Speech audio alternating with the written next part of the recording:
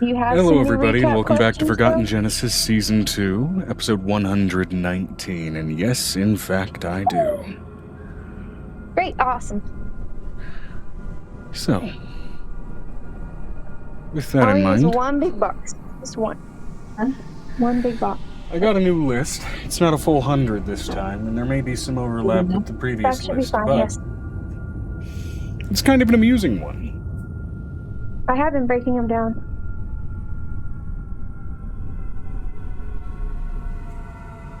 If your character Sorry, we're... had a warning label, What? what would it say? We'll start with Angel there.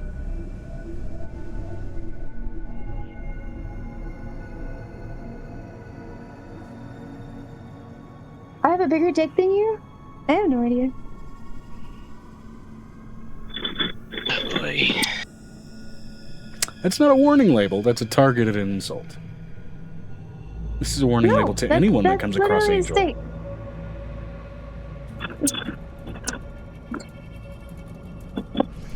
This would be along the lines of like the caution label on a chemical bottle, like keep out of reach of children, which may still apply to Angel, because keep out of reach of children, she may try to adopt them. No, that's not the thing that we're going to say, Joe. Be nice to my character. I will lose my patience. I've had too many stupid people at work this week. My point is, that's kind of the spirit of like what the warning label would be. So it's legitimately the warning label that Angel would have.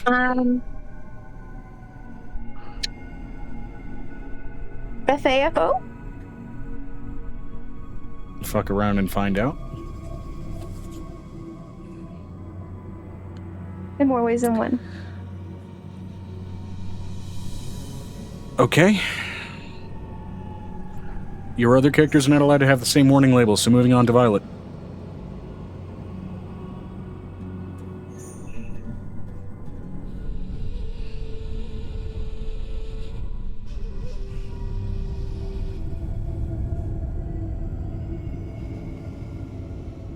All your base are belong to us. It's not a warning label, it's a quote. It is. It is a full warning label considering what she likes, foreign objects. So it's technically a foreign meme, so all your base are belong to us. So warning label would be keep foreign objects at a reasonable distance. No. All your base are belong to us.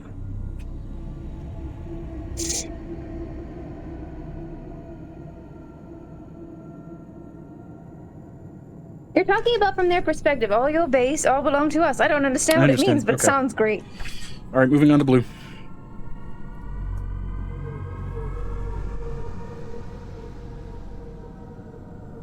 You know what they say about the Irish? Don't get them drunk and don't start a bar fight. The more drunk I get, the better I'll get fighting you. So. Okay, so all of these answers are not what warning label would they have, but what motivational poster would they have posted in their cubicle office. No, Angels would not be that if she had a motivational poster in her office, Joe. I'm gonna let you know. What you're saying is, I can't really put a caution label on it. If we're doing a caution label, CL contains lead is an option, considering what Angel is. Yeah, caution label is the spirit of the question here, and actually pretty much the verbiage of it. I get this, but people's caution labels. Oh, thank you. These are for me. It's okay. It's okay. It's okay. So the caution,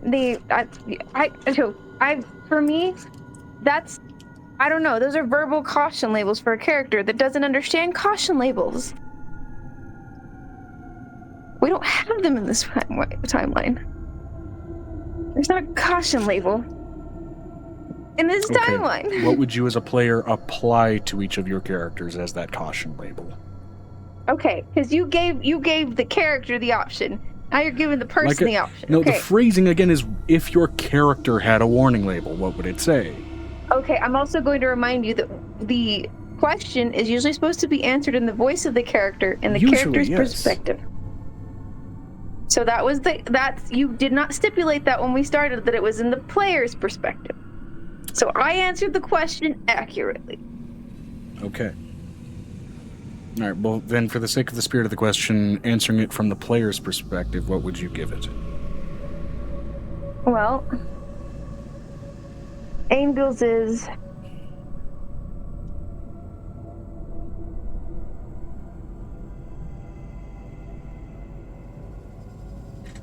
You're going to have to give me a minute, because I have to word this correctly, because I can do this in the actual way it's supposed to be worded.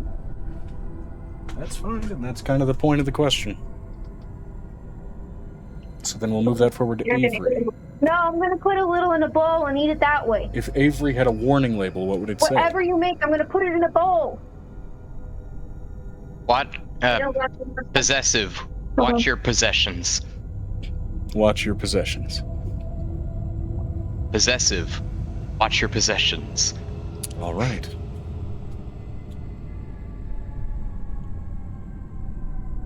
Moving that question forward then to Venestra. If Venestra came with a warning label, what would it say?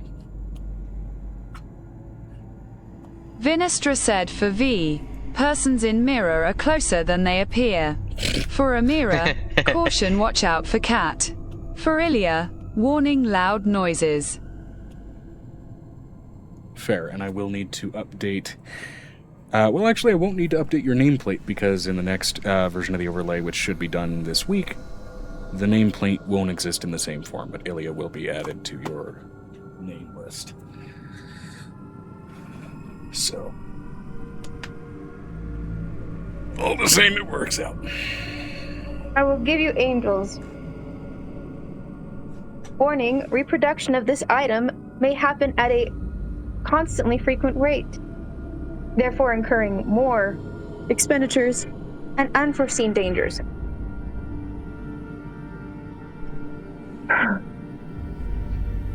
Comes highly opinionated and does not like injustice.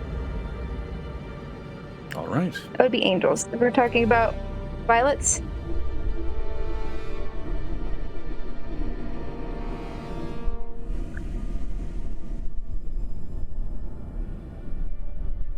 Warning, creature may covet items of foreign types and foreign places. Pretty much what it is.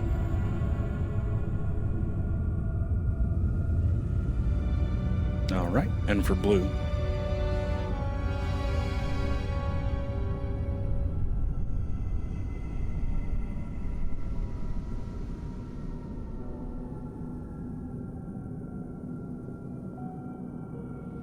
Warning, drinking may result in higher amounts of pain to the receiver, or to the owner, or whoever is basically in the situation.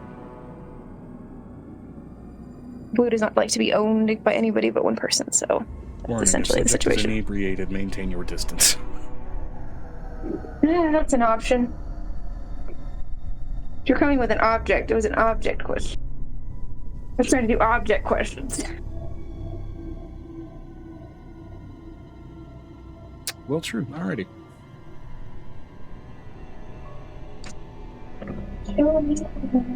And now finally for recaps of last session's events.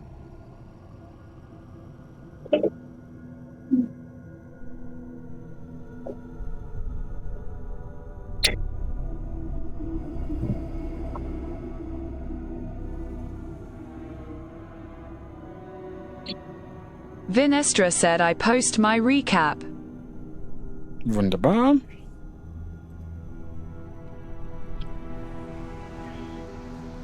All right.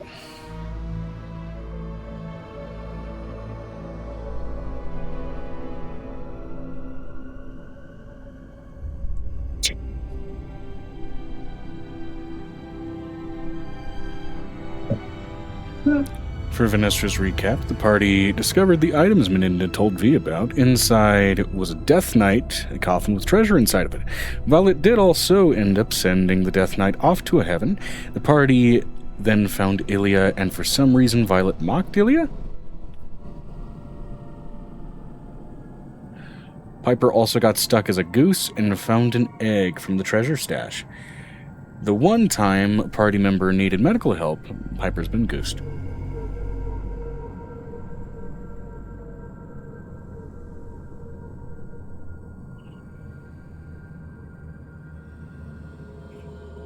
To be fair, that did happen coming into this phase. Awkward timing. It was. Still is.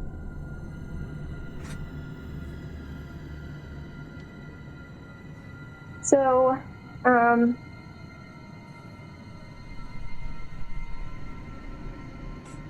gonna give us some Violet's perspective.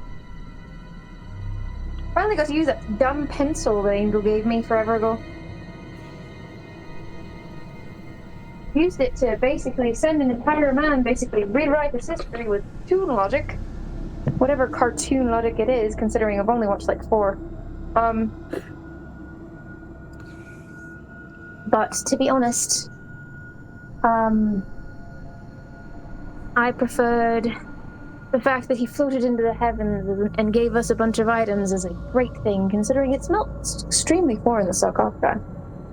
So I think I'd like to either take all of it or just some of it into my existence. But I'm probably just going to take the one thing that I need. And third of all, I would like to know what the logic is for you basically putting yourself in stasis. And why. Okay, was that you soft transitioning from your recap into roleplay? Because we still need to get through another person's recap. That is Violet's recap. Okay. I'm trying to get the bonus points because you said we get bonus points if we say it in the character's voice lines and we handle it. All right. That was an interesting bit of magic. Reminds me a bit of the Feywild. Nothing Violet was insane. But I'm more intrigued by my new friend that I've basically made. This bus driver is going to tell me all of his great stories from the past. It's going to be amazing. And have a great time. Blue thinks this is a vacation. Okay.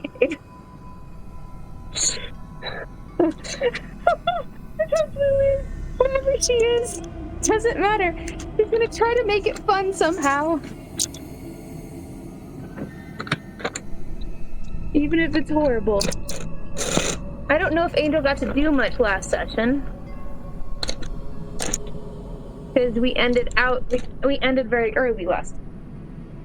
We were supposed to start with Angel at the beginning of this session, considering we didn't even get to Angel and Joe isn't feeling great. Yeah, I was very much not feeling great.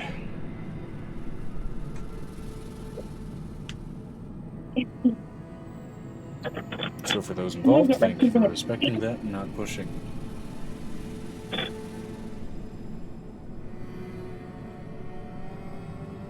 Well, it's because we didn't have anything else to do.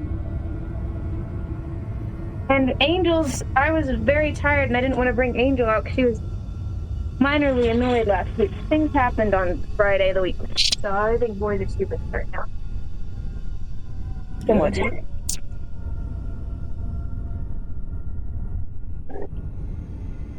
and then finally... I'm going to say Rick isn't stupid. I'm going to say that Joe isn't stupid. There are some boys in existence who are stupid. I'm just going to stay in my miserable existence. Okay.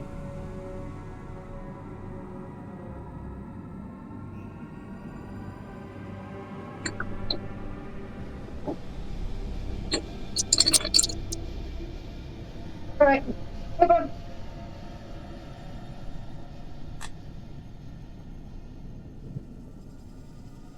And that's everybody. Piper's not here, so Piper can't do shit. Yep, and now for Avery's recap. Avery! Let's see here. What do I have? I have a lot. Alright. We discussed whether to shelter some people from Temple. Or Tempo. I don't know why I keep trying to call it Temple. We decided to shelter them in Venestra's pocket dimension. The time dilation usually present wasn't happening in that dimension like it usually should.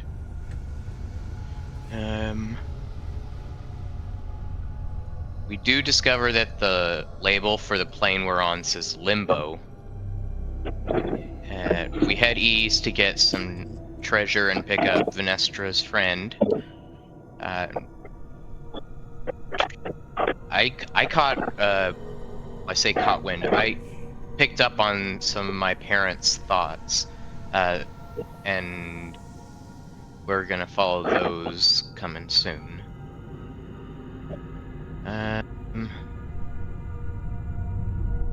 Let's see. Oh yes, yeah, that treasure we found, it was in a coffin, and that coffin had like a death knight in it, and we did some cartoon bullshittery to give it wings and a halo, and it just kind of arose.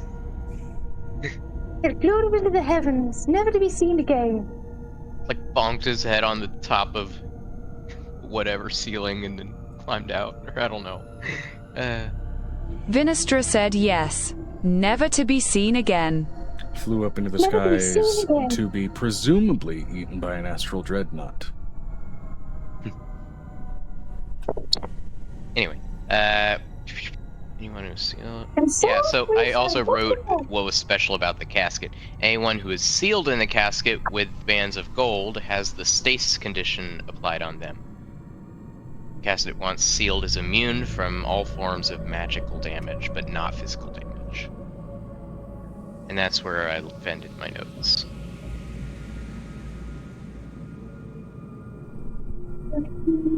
All right. Oh, and I got a item from that treasure, a backup brain.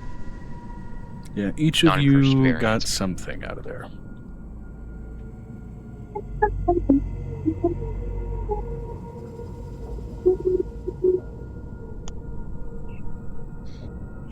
All right. I'd say everybody gets their inspiration die for that. An additional d6s respectively for anybody who entered any character.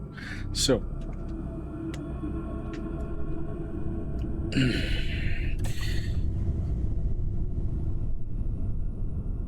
Well, that was for the roleplay question, of course, and then, of course, the recaps. Everybody gets your inspiration die for that. We're good there. Fantastic. Do. All right. And then you guys had just pretty much collected Ilya, whom is in the middle of at least some momentary recovery, having passed out kind of in 𝕲𝖓𝖓𝖓𝖊𝖓's embrace after, while still stuck in stasis for the most part, putting up that magical field. It seems like in the moments before putting up that stasis and in the moments after, she succumbed, certainly, to a certain level of exhaustion.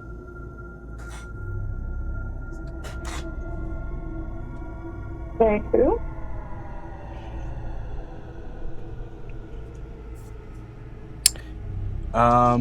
For the sake of that, I'll say, Megan, if you want to shadow box for Piper real quick, I'd say you may be able to learn just how exhausted with a solid medicine check. Okay. Not what I wanted to do. But okay.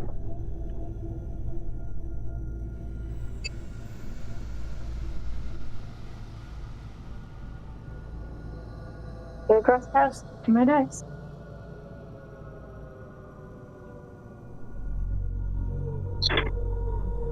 Piper is a duck. So Piper, as goose form, cannot really do a lot. Piper as a goose form will be Does able not have- to understand just how exhausted, though may not be able to fully communicate it.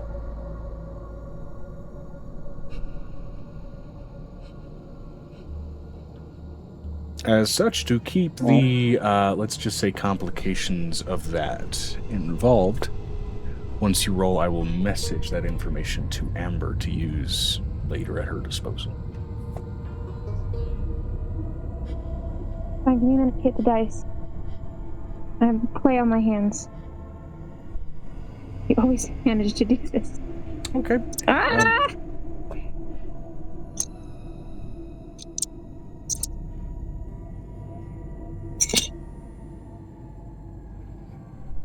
Would you prefer that somebody else roll for Piper instead? 19 plus whatever.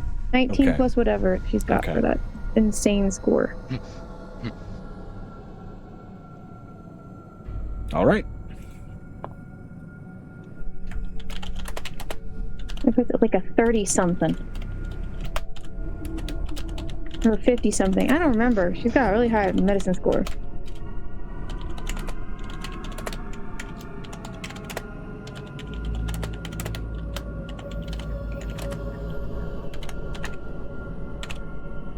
I put it at like a 40 or something.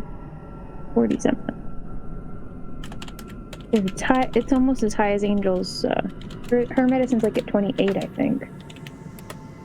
I believe Piper's is higher than Angel's, by virtue of what Piper is compared to Angel. I know, but Angel has expertise, which gives her different So does Piper. checks on different things. Joe, Angel had to train Piper over the break for what she didn't know. That's why she's got her skill stats up. Okay. Was part of an actual backstory. Like, Angel literally taught Piper how to use a scalpel and not break people.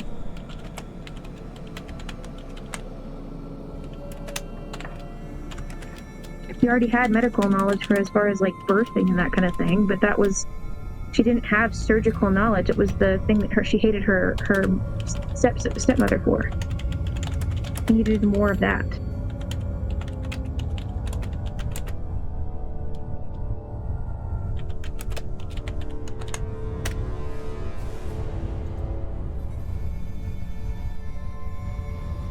I'm letting you know it's gonna be honk, Yeah. honk, honk.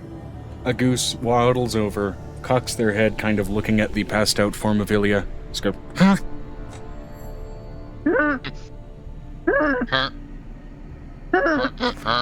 With a slightly concerned, huh?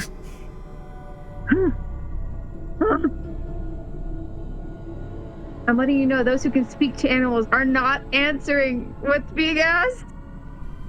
Violet and Blue are giggling.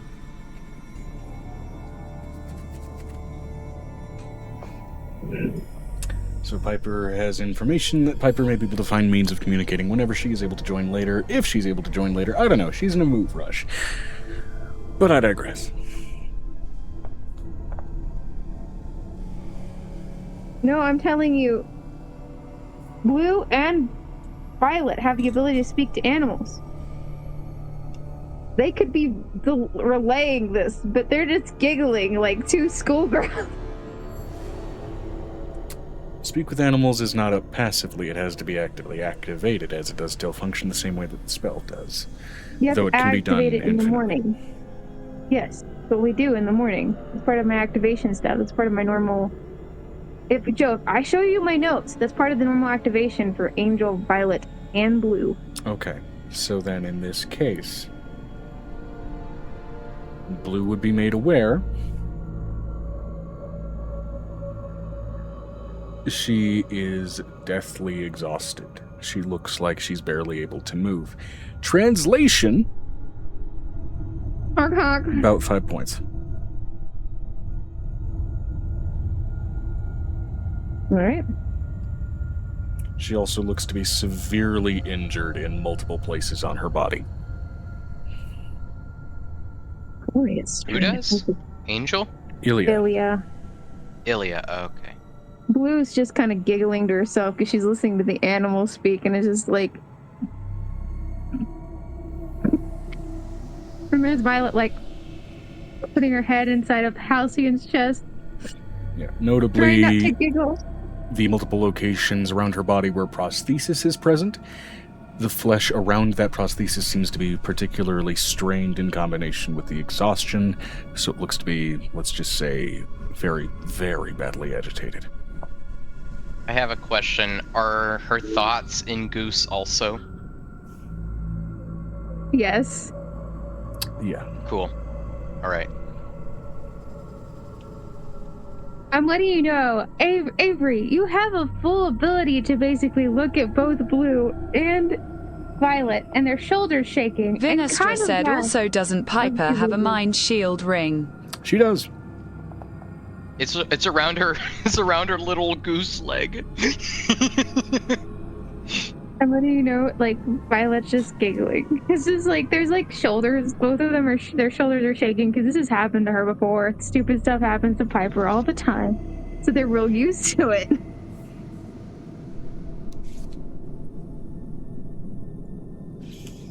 Alright. All the same, one path remains. So.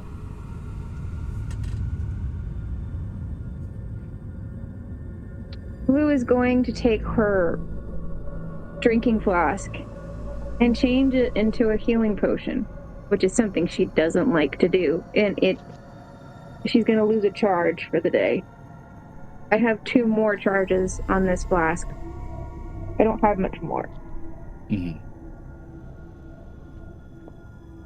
She's going to float over to Ilya. Lean her head back, would you? I can force her to drink it, but it's going to be me holding her nose down.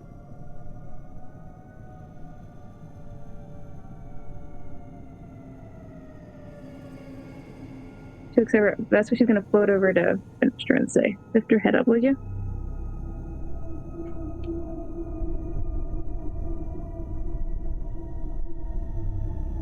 Why the hell did I name the session? Oh, I copy-pasted. Whoops. Vinestra said Vi would comply. I don't think a healing draught will help with mechanical failure. Yes, but it might help with the 5 hit points that she's living with right now. She's sitting at death's door. Dead. And I think that Blue is older than Vinestra. I think. That gets a little... She is. She's older than Vinestra, Joe. I believe so. Blue's older than Vinestra. Blue's definitely older than Vinestra. Living on a foreign planet, being Crimson far place far away. Long, long ago, far, far away, in a place called Kickity-Poo. Long as fucking time ago, when a town called Kickapoo. Yes! Somebody got it. There lived a humble family, religious through and through.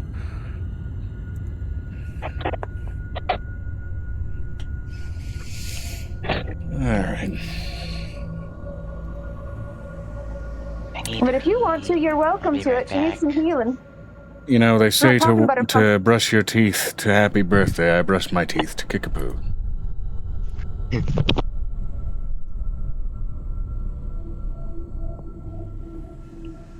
Your teeth must be really clean. I need to think Kickapoo to myself a little more often. The duration of the brush does not match its frequency.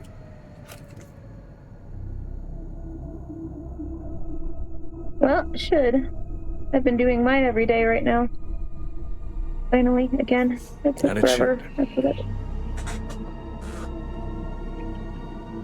I've been doing it for longer than 2 minutes at least. Every day we've been brushing, but like sometimes when you're in a rush, it's like 1 minute.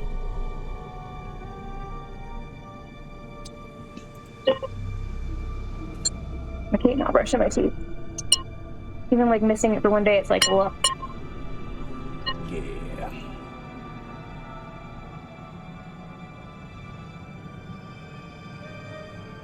Who said, so are we headed to this thing or not? Because I could plan on leaving, but I know we gotta get Avery's family. Fucking stupid.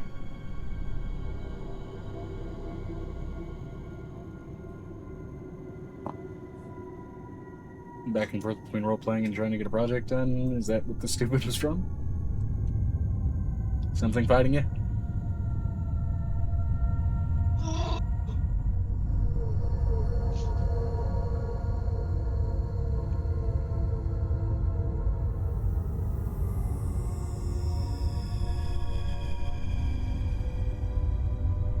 You okay? What happened?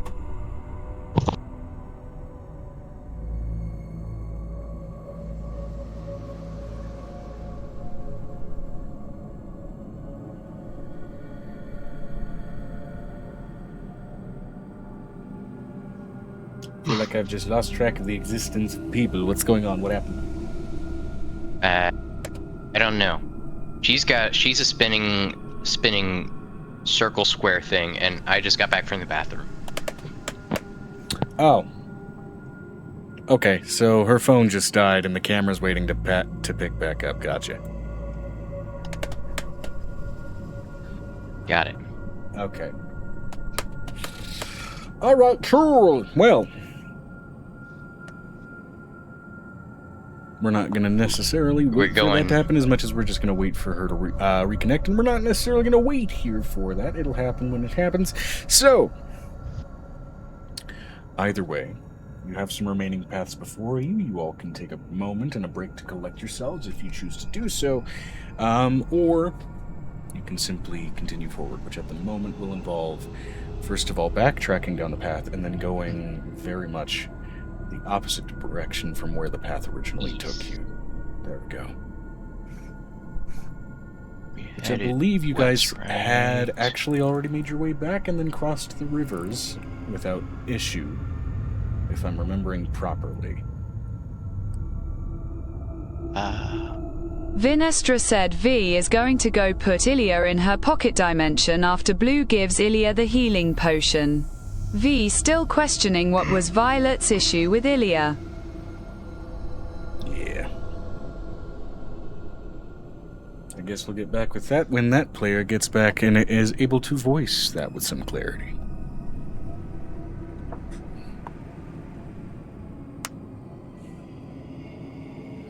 But all the same.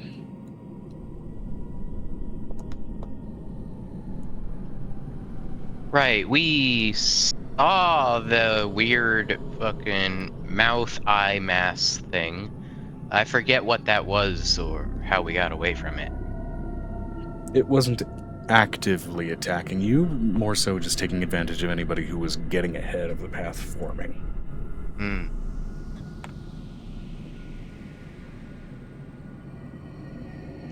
Which that was gotten away from with some proper rolls. And all the same, you guys are backtracking back the other direction. So I have in my notes that we went east. That's the leftward direction if you are looking at a map. East would be right. West would be left. No, yeah. Thank you. Now I'm messing my directions up. Yeah, I have that we went east. Which, like you said, is the rightward direction. Is that correct? East is where you found that treasure sarcophagus, as well as where you found 𝕲𝖊𝖓. So you would be heading back from there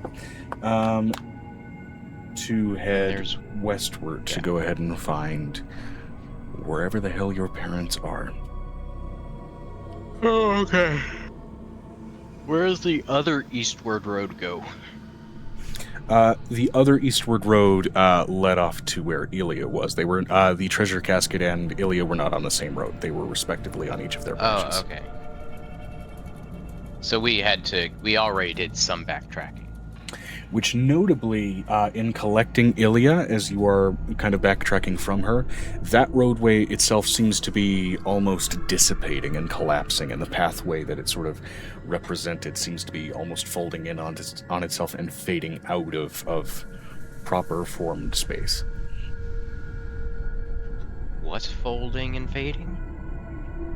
The pathway to 𝕲𝖊𝖓 as you guys are kind of returning from it. Getting eventually back into tempo proper, which I would say between you and Vinestra, which one of you would like to roll a luck check? I would love to, except my cat just decided now is the perfect time to pin my arm down and take the spot where my dice usually go. Cool, Vinestra, roll me a d20. The Khajiit demands the attention. The dice can be handled later. Vinestra said 15. 15, alright. You guys return eventually back to the town of Tempo unhindered as that road completely dissipates behind you, and a wall, mostly formed of cave wall, goes up behind the town of Tempo as you re-enter its roadways and streets.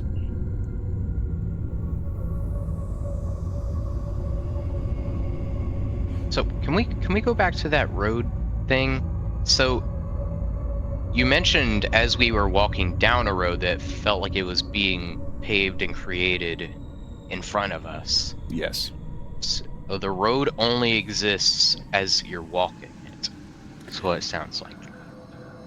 The road only exists as you're walking it as long as there is also, in and of itself, a path to walk, as you've discovered with the pathway itself also completely fading away from you as you've returned, and even the original path that you took along to get to it and that opening in the wall also completely fading out of existence.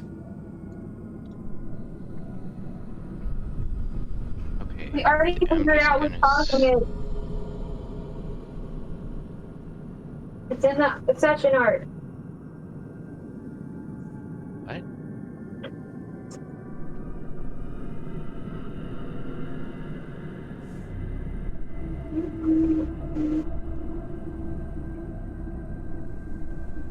Ah. Got it. And is it eating it too? Yeah. Yeah. That was what the whole thing was. As you It's do return, fading. Notably, the roadway and the roadway itself kind of dissipating does seem to be shifting kind of out of focus and out of existence, almost like a chameleon shifting the color of its scales before actual rock formations and things suddenly appear over the roadway where otherwise the divots had previously existed. Right. Mimic. Got it. Got it.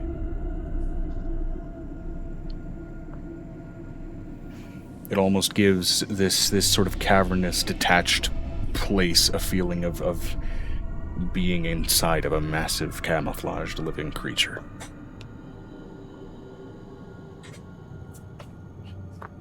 I didn't want to wake it up yet.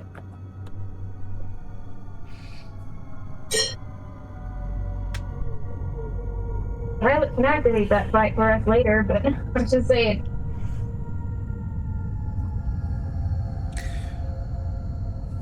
You do have the Fae phone, Avery. You can call them on their Fae phone. Angel did provide the both of them a couple of those when she tried to push a basket into the realm of Tempo, when she tried to communicate with them. I don't see what really good that would do. They can't really give me directions. All I can do is But follow their thoughts. you can see their background. You can see their background. Oh, it's a video phone? It's a video phone. Oh, okay.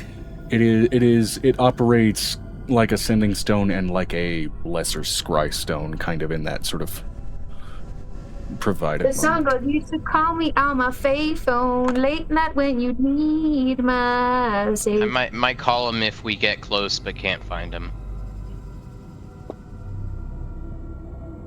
Right now, I just kind of feel silly, like, I'm heading your direction. I will Still heading say, your in terms direction. of navigability, given that unfortunately Piper did get locked into Goose, you also don't have access to the blood map to try and track their location. You I know can't, the like, general pluck direction all the they were feathers in. off of a wing. No, but Violet has their scent markers. Yeah, but I don't need it. I have the thought trail. Remember you said that I don't lose track of Yes, that. but also the thoughts are not Vinestra said to necessarily be fair, reliable. Piper's wings became the blood map. Which, to be fully clear on that thought trail, that's given you a very strong direction as far as where both of their voices are conjoining. If there's any point where that Right. splits, that may change what that looks like. But Oh, yeah, like I said, we'll get more detailed in the precise location when we are in the general vicinity. Is what my thinking.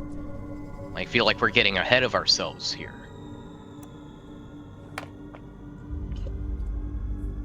all right. Violet had a clear line, but okay. Well, okay. Violet Regardless, had what do you mean a clear line?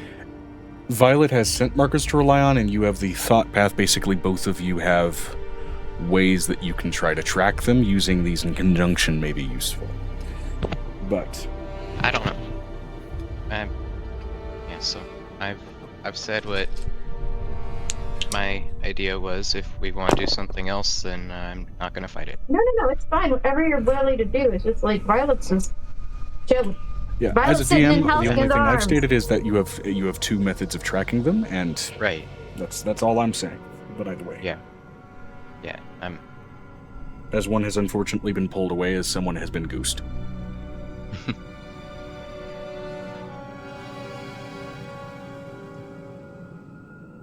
Not saying we need it, but what do you mean it's been pulled away? It's still here, right? It's just on her wing. The legibility is a little bit more difficult Yeah, trying to read it you can't on move it. feathers, but Okay.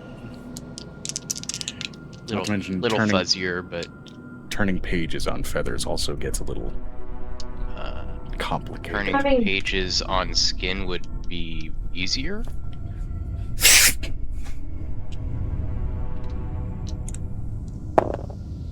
Yeah, it's not Anyway. supposed to be molded to her body. It's only going to be that way for 10 days or something. Mm-hmm. My goodness, kitty. My goodness. Okay. Alright. So. See, I believe you guys... I'm trying to remember correctly from last session. Did you guys already begin to make your way westward and already cross the river? I believe you did, Yes. because we did stipulate some luck checks to see if you guys got separated. Vinestra which said you we did. managed to avoid. Okay. Alright, so you guys did not get separated on the three splinters of the river. No, we Alright. did not. You seemed kind of disappointed about that, but we did not. Yeah, alright. It's all good in the neighborhood. So,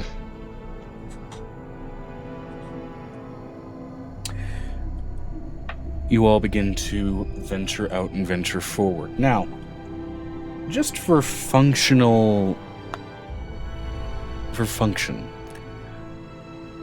let's get a marching order here. As you all begin to kind of move forward, notably the path begins to narrow and passage. While it's easy for those of you of more average size, for those that have a larger sort of physicality, moving next to someone becomes a little more difficult, so it therein becomes a little more difficult for notably the two V's in Violet and Venestra. So a marching order here will be poignant. I think I'll follow Violet. In the front with Avery, yeah. Yeah, Violet's in the front, Mm-hmm. Okay. pointing the way with her finger and for Alcine's arms because he's carrying her.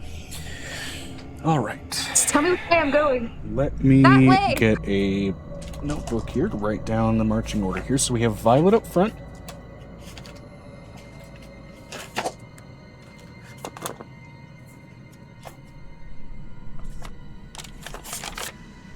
Vinestra said Violet in Halcyon's arms. And Blue's right behind Violet. She's not following up the rear this time. She's carrying the goose. Okay. Violet with Blue with her new person is carrying the goose. She's making sure he stays with her. I'm not losing you. Okay, so Violet. That's why. It goes Violet, Halcyon, and then Blue and Xander? Or are we going Violet, Halcyon, Avery, given that that's the kind of the trackers in this situation, and then Blue and Xander? And Avery's Aegis in the is middle. probably right behind Avery. I would assume. I'm not in control, but Well, it would I'll get probably a... be in character for him to follow Avery. Yeah. Well. Blue, Xander. Real quick, let's go ahead and get where Venestra is in the order. And I'm going to go ahead and roll some things. For Aegis. Don't forget he exists. Vinestra said Vi will take up the rear to pick up others if needed. Okay. Venestra will be in the rear. Cool. Notably, as you're going through this sort of narrow passage where it looks like you're kind of trying to squeeze through like a tightened corridor of cavern, go ahead and switch on that part of the ambiance tracks. What's your intelligence saving throw modifier, Avery? My intelligence save modifier? Yes. Plus 13. Okay. That leaves Aegis with a 21 total.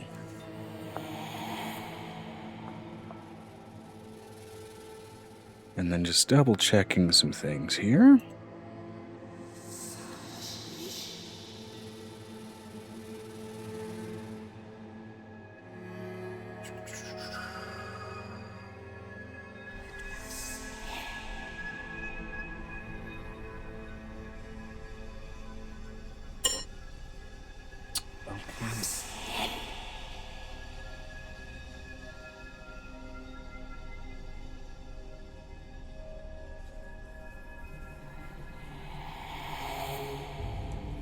Interesting. All right. Avery, if you would please roll me a D100 real quick.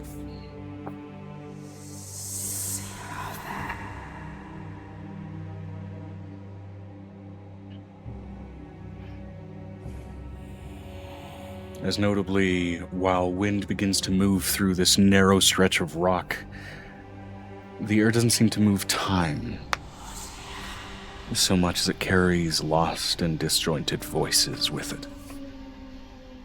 98. 98.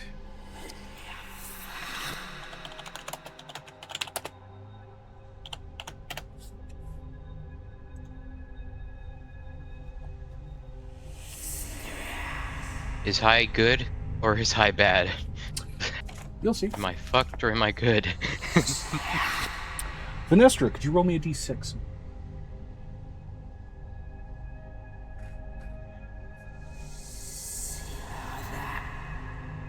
Hey, sweet. Hey, sweet boy. Vinestra said, what does a 6 get us? On a D6. A 6 is for you to roll. I'm assuming 6 was the total on the roll. Yes. I got a 6. Okay, very good. So 98 D6, and that's a 6. Okay. 98 D6. What? So no. Let me be perfectly not what I meant. That's not how I meant to phrase that. Notably, while Aegis stands behind you, there seems to be an almost hunch and tension to his physicality suddenly. It doesn't quite leave. A twitch in those metal fingers.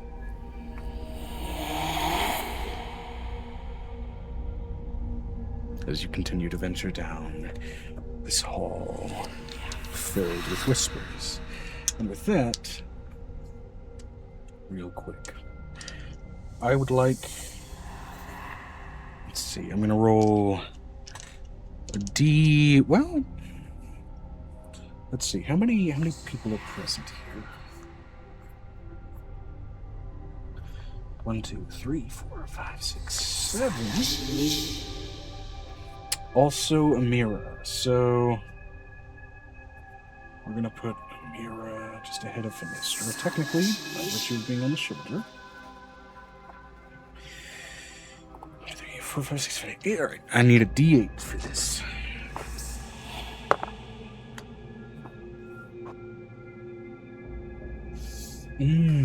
Okay. Alright.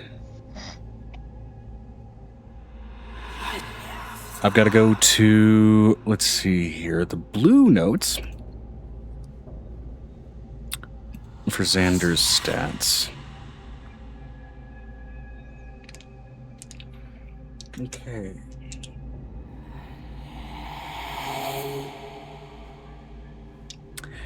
Megan, would you like to roll for Xander, or would you like me to? For what? An intelligence saving throw.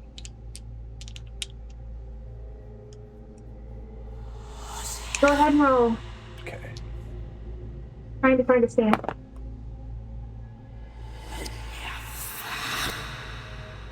Okay, he did all right.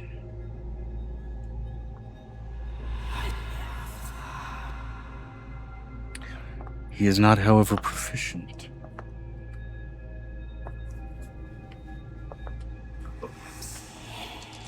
Okay. Alright, that lands him on that category. Okay, whatever.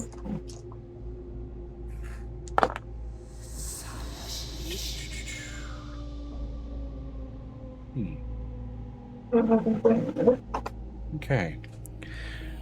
So Xander, while walking along very closely and keenly behind you, Blue, does kind of reach over and just pull out a loose rock from the side of the cave wall, almost purely on impulse. Looking at it while you guys continue to pass through and shoving it into his pocket. Alright, I would like for Violet and Avery here to go ahead and both roll me survival checks. You guys have significantly lower DCs since you have assistance for directionality from both the thought line and the scent line here. Not to mention... I don't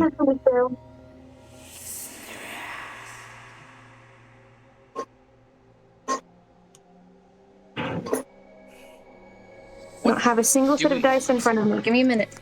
Okay. I'm trying to keep my phone in the charger. What's the DC?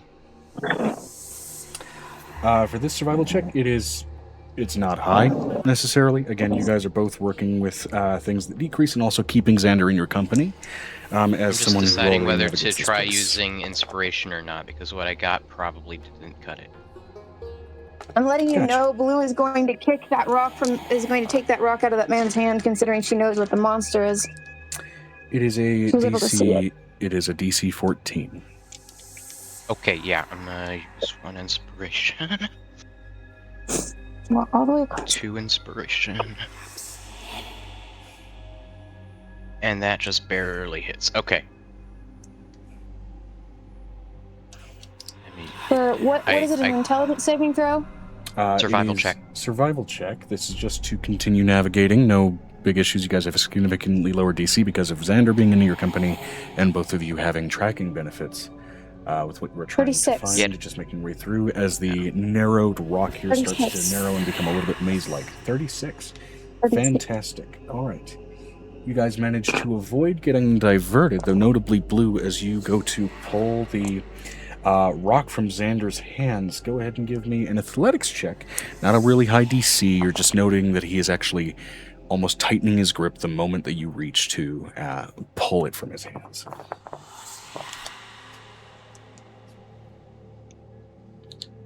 $28. 28, yeah.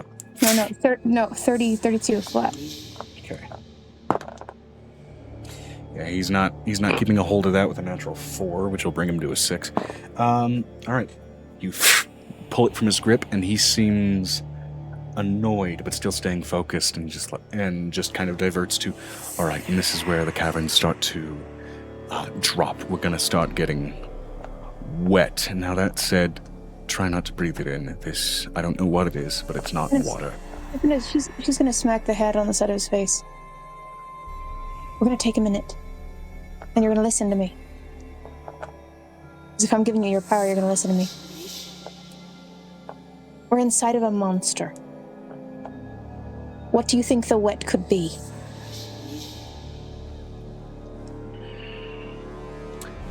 Any number of biological fluids. Now, if we're inside of a monster and we're trying not to disturb it so we can find someone, we probably shouldn't be picking up rocks off the wall. Okay? All right. Don't carry the landscape.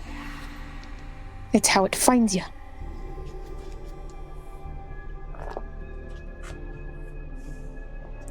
Make a persuasion check.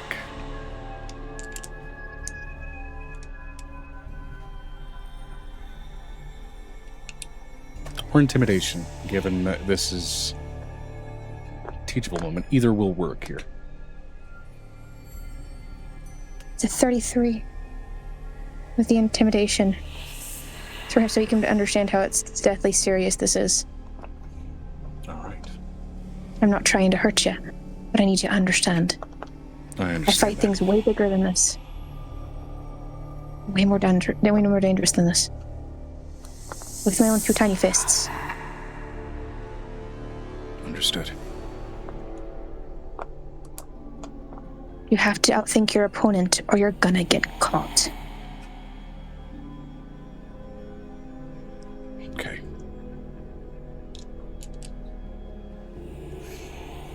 She slides the rock back in like it's a tooth along the wall. Knowing exactly what this is, like a philia or philia.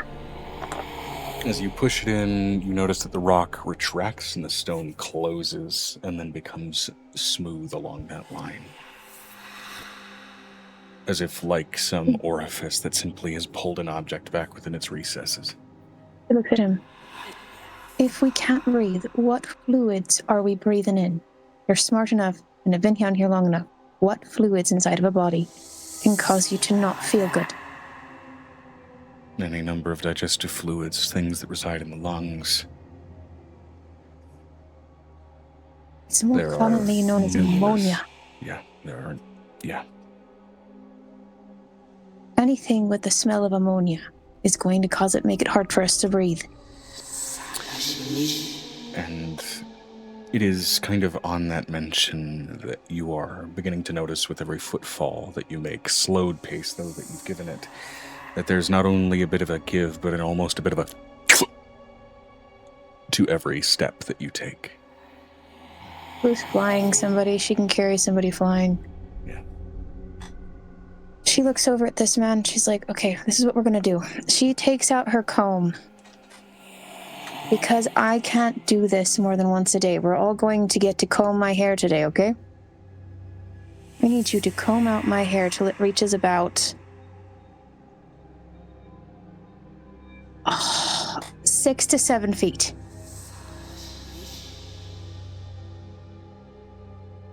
All right. And you're going to give it... I'm going to say the object that I want my hair to turn into. And you're going to repeat the object, okay? Okay. It's how my hair works.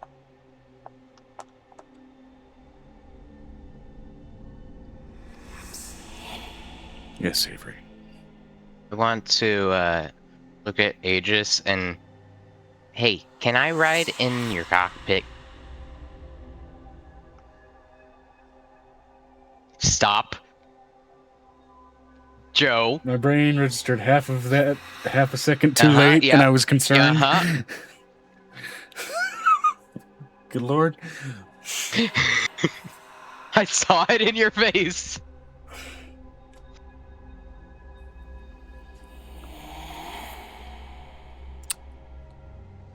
Who is going to look back at... Vinestra said, why is the mecha's cockpit down in the grin area?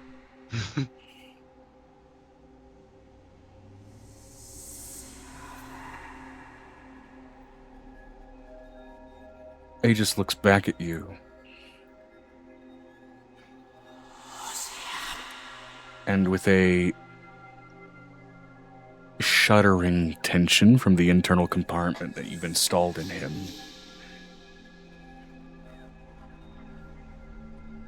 there's a nod that then quickly transitions to a cautious and careful shake of his head. Yeah, so there's something clearly wrong with you. Do you know what it is, or DM, do I need to make an investigation? Because you've made it very clear there's something wrong with him. This is less observing an issue with something mechanical, and I will say it's more of an insight check.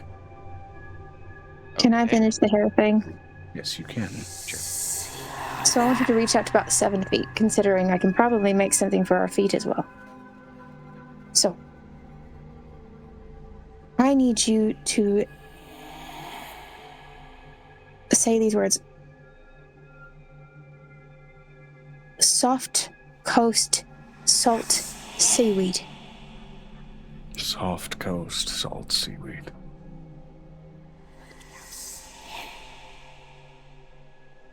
Her hair is going to turn into that. He's going to watch her hair turn into seaweed all the way up to their scalp. She takes those scissors and cuts her hair free. All right. This will help us breathe. I want you to take a bit of it and stuff it on the bottom of your boots. It will keep your boots from absorbing the ammonia.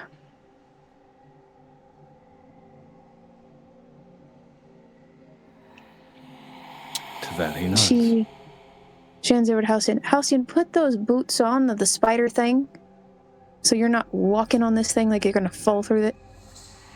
Understood. She hands him a about 2 feet of the moss to put on their faces, and this goes on your face. It aids in breathing. All right. So for the next stretch of this journey, for any who equip this, you will have advantage on your Constitution saving throws for any biohazards that you are passing through. Now, It's not going to help with some of the acid that's going to hit our skin, but it's going to help with the other part. He should have added titanium to his feet. She wraps part of the seaweed. The reason she made it so long is to wrap it around the edge of the boots of whatever creatures you have here. So it makes this easier to move. It absorbs ammonia. That's one of the things about seaweed when you eat it. It absorbs the toxins in your body and it exits the body. So we're going to use that. And we're going to use the secondary property, which most people don't know about moss or anything like that, is it aids your breathing and filters things. I could have chosen a sponge that was at the bottom of the ocean. That's pretty great. But I prefer this. And if I ask one of you to comb my hair today, don't tell me no, just do what I ask.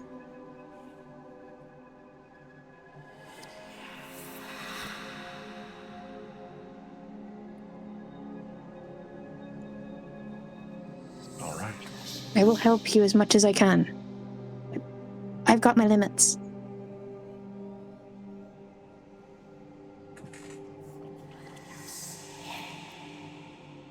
So, as you all kind of apply these remedial methods of avoiding the toxins that you were approaching, what did you get on your insight, Avery? I got 24. 24. Right. By the way, what is your deception modifier? Oh, wait. It is a plus 14. Okay. I'm not trying to deceive anyone, though. No, but You're not. Fahrenheit. Oh, but age is smart.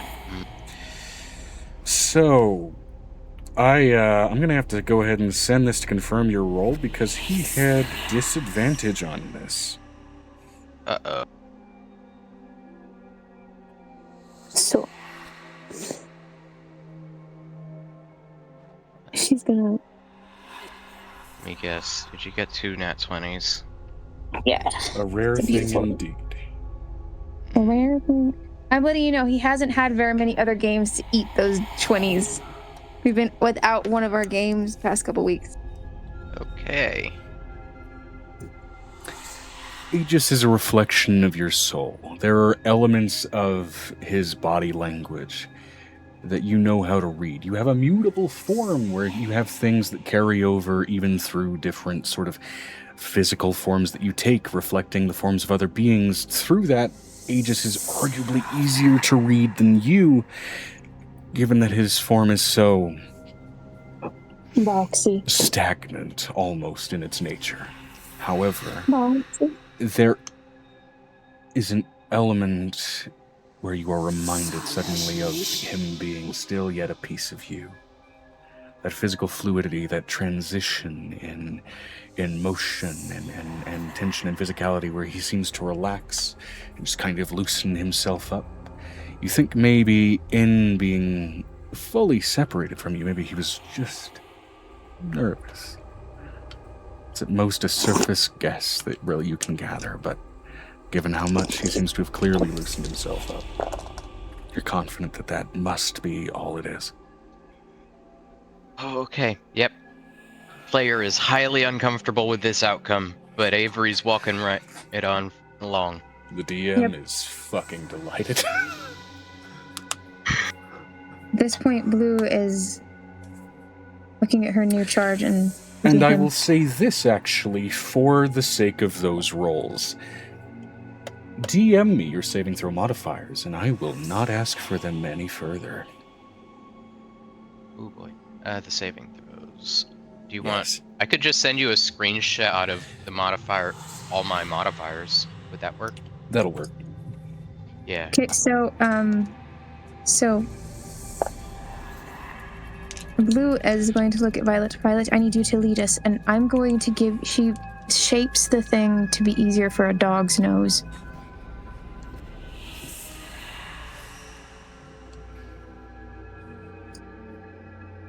We all look like ninjas with our faces like this. It's hilarious. It shouldn't absorb too much sound, though. She looks at her new charge. I'm going to need you to take notes. I think at one point your hair may be able to do the same thing as mine, but I don't know how well that goes as far as that's concerned, but you'd have to ask for that situation. Understood. This is the reason I survived. I was made as a survival tool for my 3 siblings. Can you guess what their other names are?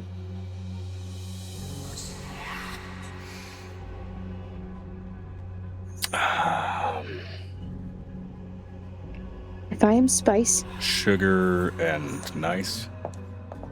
If you are living Right. Powerpuff Girls reference. no, I'm basically what girls are made of, period. So what the old Fae saying is about girls, what they're made of. Sugar, Yeah. spice, and everything else. Fair weird. Yeah. Boys are snakes, snails, and puppy Snips dog and tails. snails. Snips and snails and puppy dogs. Snips. Snips of what? Snips. Like clippings of hair and snips and snails and puppy dogs' tails.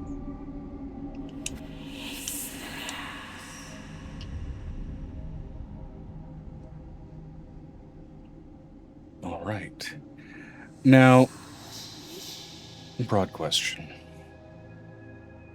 You can look that up, Brick, but it is snips and snails. I did look I believe it up. you. I'm not even looking it up right now. I'm typing notes. I was just so impressed that it was... I remembered that from being a child. And I've made so many child references. On the subject of child references, as you all finally kind of pass through this sort of maze of narrowed cavernous mass, you kind of pass into a more open area where you can see kind of weirdly disjointed stalactite and stalagmite masses that kind of conjoin into sort of rock ball central columns in a very misshapen and uneven sort of larger open cavern. I would like everybody to make a wisdom saving throw. Quick for me, if you would. Wisdom save. As notably on your Natural presence, a 20 number of for crystalline wisdom. structures throughout all of these formations begin to light up in your presence. In a It's a sort natural of 20. natural 20. For Alright. Blue, 18 plus the wisdom save is 7, so 10, 6, 5, 30. 25. It's a 40 for Blue. No, 40 for Violet. 40 for Violet. Now for that other guy that's with them. Vinestra what's a- said 28. Joe, what's a 19 plus whatever that guy needs? A 19 plus what he has is not necessarily high. He has a +5 static on top of his baseline. 24 is nothing to sneeze at. Well, sorry, not a +5. He has a +4. Nope. Sorry, +3 at his level currently. On to A 19. yeah, 3 on the 19, and then his wisdom modifier I sent to Blue's sheet, which is okay. So 19 plus 6, which is 25. Yeah, and he is proficient being a warlock, so that is absolutely 19 plus 6. Okay. Yeah, 25. I will let you know that Piper rolled a 15. Piper rolled a 15. Plus Piper your does not- insane wisdom modifier. For this environment, Piper does not need to roll, as her as a ring of mind shielding prevents her from being impacted.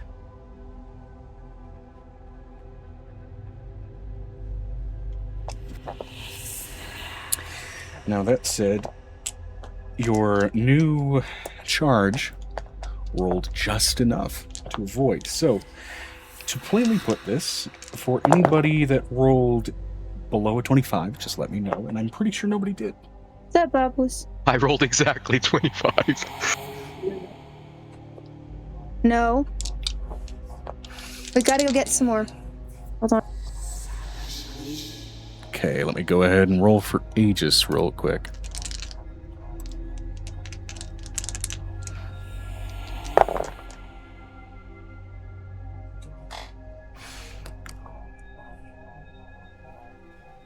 Go ahead. I'm going to say this without revealing my answer. Avery, would you like to spend your inspiration to have Aegis reroll whatever his result was? Fuck, that's hard to answer. I'm gonna say yes.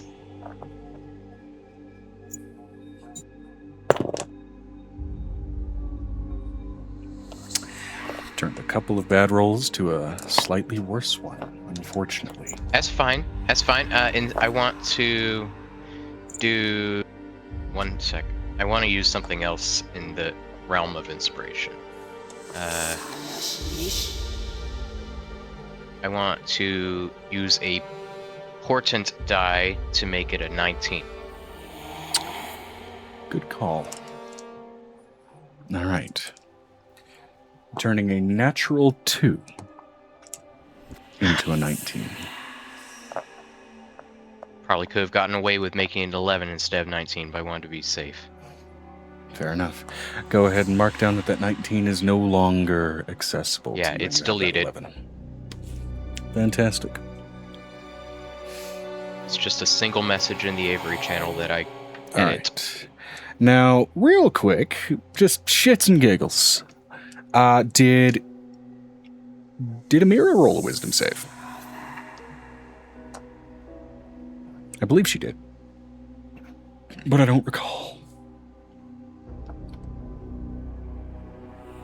Vinestra said ring of mind shielding technically. There we go. Okay, yeah. We're good.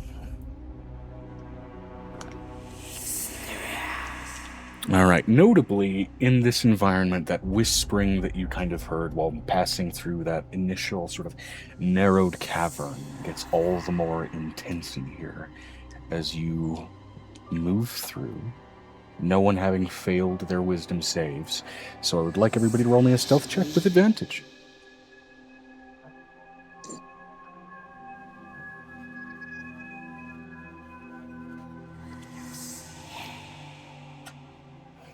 As detaching from some of these central columns are these sort of amethyst, crystalline, almost stone centipede-like worm creatures. Let me go ahead and grab an appropriate image here. 17, 18, and natural 20 for the guy. So, hold on. 17 plus Blue's modifier is... Did you describe the placement of these worm creatures? We're in a room? Yeah, you are in a larger chamber where it seems to be like there's these disjointed and misplaced sort of stalactites and stalagmites that are kind of coming in from various disjointed angles into these central joined columns that are like almost balls of rock, and breaking off from these are these worms that look amethyst as they sort of catch the light from outside, but then glow steadily into a corrupted sort of abyssal red as they begin to crawl along the surface here. Let me see here. Is it 28 for blue? 28 for That's blue. a 31 for violet. All right, let me get a calculator here, actually, because this is a stealth check, and we're going off the Vinestra laws of said averages. 46 for Vey. 46 plus 28. 28 plus... Susie Copeland. what was the one for violet? 31. 31, thank And you. the guy got a natural 20. All right. Susie called the lady. And for Piper, since she doesn't really need to roll one, but she rolled a 17 plus whatever her wisdom modifier is, it's insanity. Oh, it's her stealth modifier, the stealth check part. Well, 17 is very high for Piper. Yeah, it'll be operating off of the goose stats, which I believe is like a +4, but it's a 21. Susie called the lady. As for Amira is currently a shadow on Vi's shoulder. Fantastic. All right. Susie called the lady. Yeah, I gave her first. Which means in this case, since Amira is a non-factor here, we're going to go ahead and divide this by 7.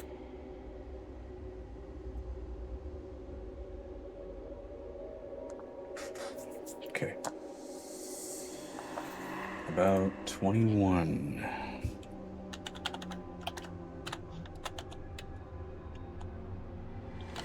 Everybody at 21. Except for maybe Aegis. We don't know what happened to Aegis. All right.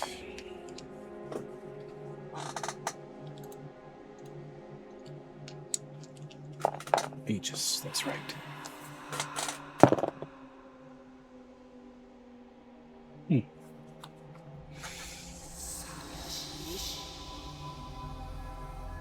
Oh, that's why. Okay, that would make the 7.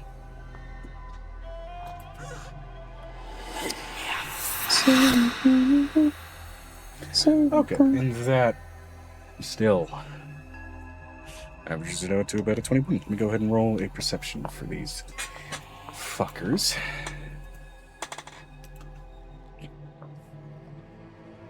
Let's see, do they have tremor sense? Anything of the like senses? Oh. Vinestra, I'm going to need Amira to roll a stealth check anyway.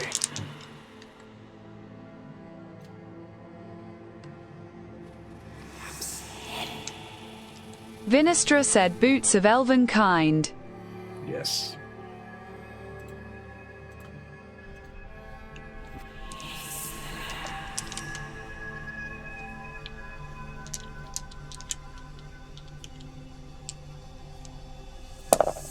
Do you need the stealth check still? I mean, Boots of Elvenkind will just give her advantage.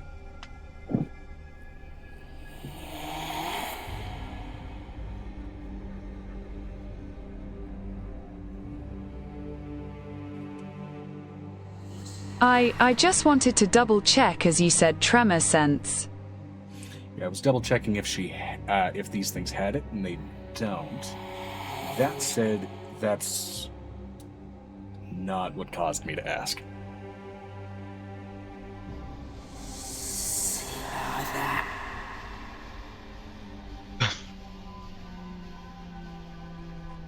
Vinestra said nat 2041.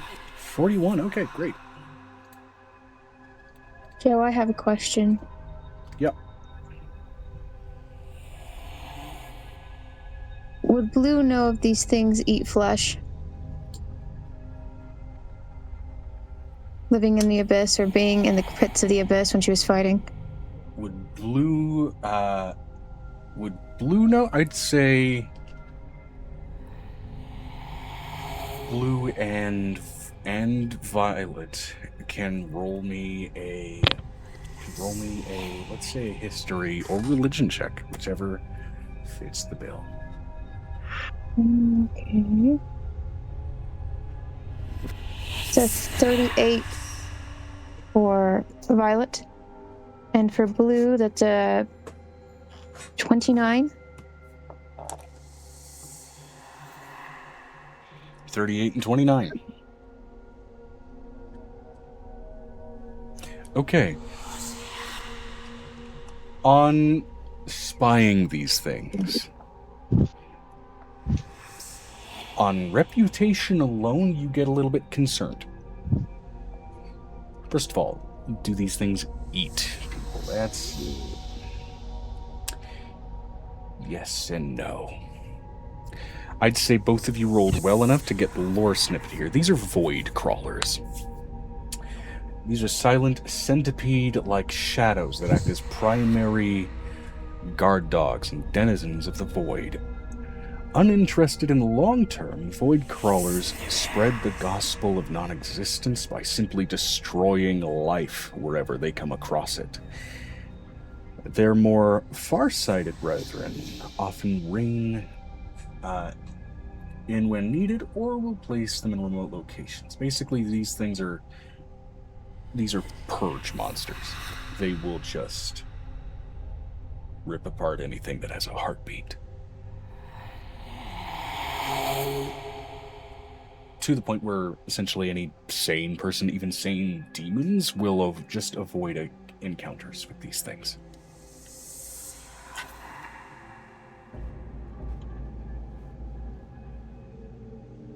I finally found a use for this thing. She reaches into her back pocket and pulls out the weed. Awakened weed. I wanted to commit suicide and be burned.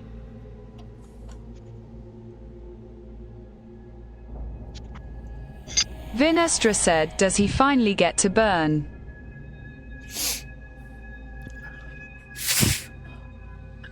I've been sitting in the dark for so long I could find no matches. Am I know, but I did make...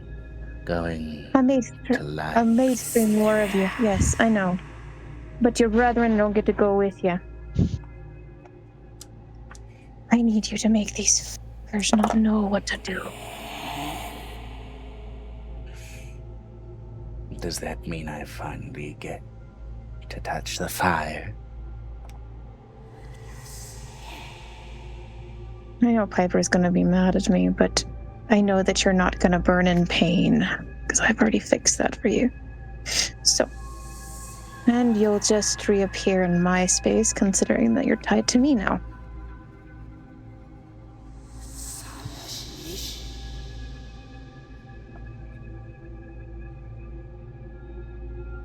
That is how it works, right? Usually Yes. things that are from other worlds will return to whatever space they originate from. Yeah. You remember that? You remember that pact we made, right? Yes. To accept the weed.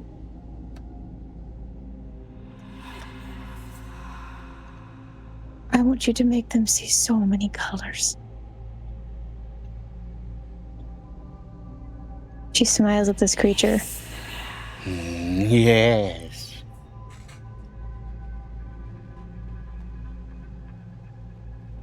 I can do that. She hands him the black sconce that will come back to her as soon as his job is done, and hands him a flint and a match. Question: What did we roll wisdom save for? So that wisdom save was for the initial effects of the cavern, which, since you all successfully rolled, that gave you advantage on your stealth checks against the perception of what you will now see in session art. Now, what I want you to make them see, because it's your will that makes them see it. Remember, we did discuss that. It's something we've been working on, you and I. That's why we've been burning little bits of your hairs. I get to finally touch the fire. Fire. Yes, I finally get to touch the fire. It is not being quiet. She looks over at him and she puts her hand on his bottom of his chin, where his chin would be. Look at me. Yes. I want you to make them see each other as live, living creatures, and I want you to make them hear heartbeats. When do I get to touch the fire? Okay, I know you have 2 cents strapped together, and if you don't want me to put you back in the box, you're going to listen to me. Make a persuasion check. This is a creature of function finally being offered its purpose, and it is blissful at the prospect. What At am I 18. listening to right now? What is this thing? A sentient weed? It's a sentient weed plant. This was Oh my this was the fucking weed God. plant that you guys Vinestra casted said the Awaken sentient on like weed 20-something sessions ago. Oh, Lord. So it's an 18 plus 12, so 30. Okay. I can do this. I can do this. I'm going to put tell you me what's in. going to happen. Let me tell you why you're going to make yourself laugh, because they're going to eat each other. Yes. Whose weed is this? Angel, blue, violet? This is blue. Blue. We made a pact. You'll Yes. return to me after this, Yes. and you will get to burn again, Yes. and we will learn more things together. Yes. She hands him his flint stick.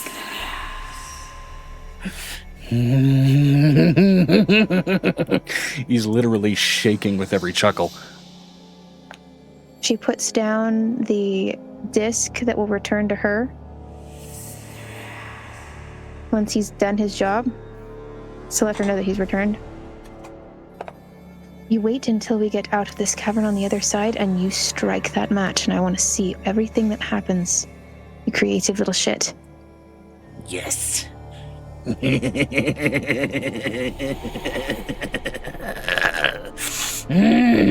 Yes. Oh. And as we walk out of the cavern, she's going to turn around and nod at him. Yeah, it's okay.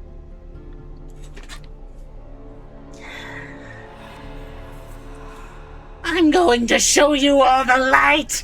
And he charges into the center of the cavern, striking the flint, and immediately bathing himself in fire as he's just charging forward, open-armed into the center of this, and blasts out into a massive gout of smoke. Now I'm going to immediately have to roll a con save for the... Remember, we had to purify this thing. I have a question about this whole idea. The way you described these things sounded pretty mindless, so would psychoactive drugs even do anything at all? You're about to find out. So, This we're about to find out. He can simulate a heartbeat. He's made on illusion. That's what his basic ability is. He's to simulate the illusions. Can I give him advantage? So this is not based off of his rolls. This is based off of their saving throws. Because he is basically doing what effectively will amount to be a sacrificial area of effect spell. And what you've conditioned him for will also involve, after all of this is over, the chance for him to still come back, technically, in another form, while there is still the chance of him just being rendered to ash consequently as a result of this.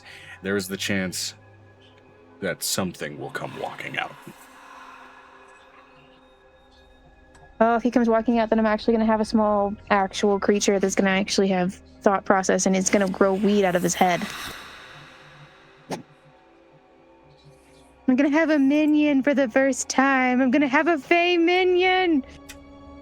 Not because I want it, because I did this on purpose. So let's see here. A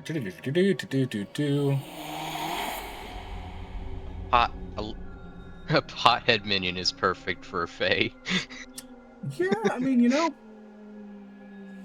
Alright, double checking. Condition immunities. I'm letting you know, she's like, she puts her hand on the side of her face. She looks at the new guy, and she's like, teaching a thing was like pulling actual teeth. These things are immune to being poisoned. That said, explicitly speaking, what is being produced here is more of a charmed condition. Yes. double checking a couple of things. Okay. Saving throws, they have no benefit to their con saves. Okay.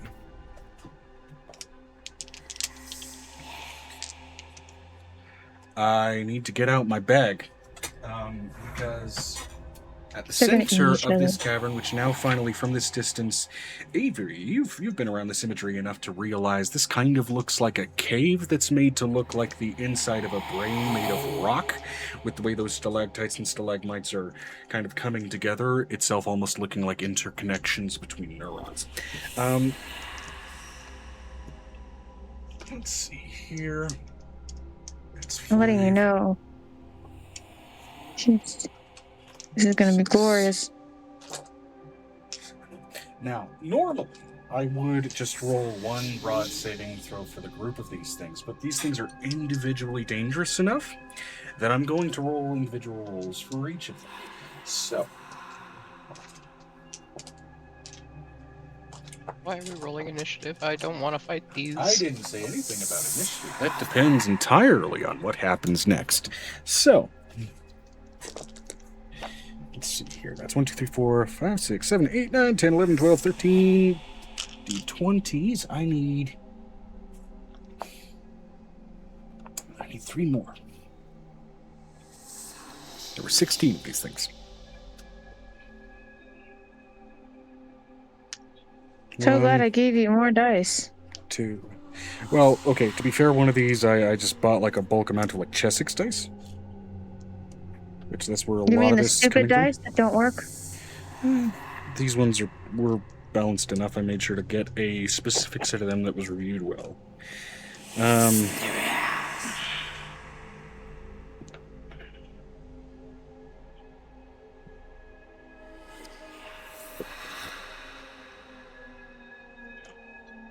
Okay.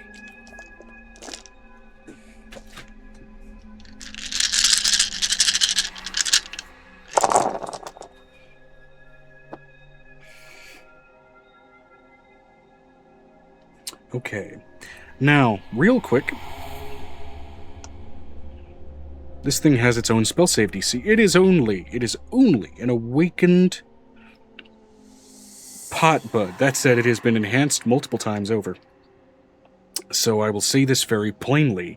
The save DC against any effects that this thing should imbibe someone with by being in sufficient proximity with, if this awakened marijuana plant has been ignited, is a 27 Constitution saving throw. We have moss on our face. Now, I will tell you this.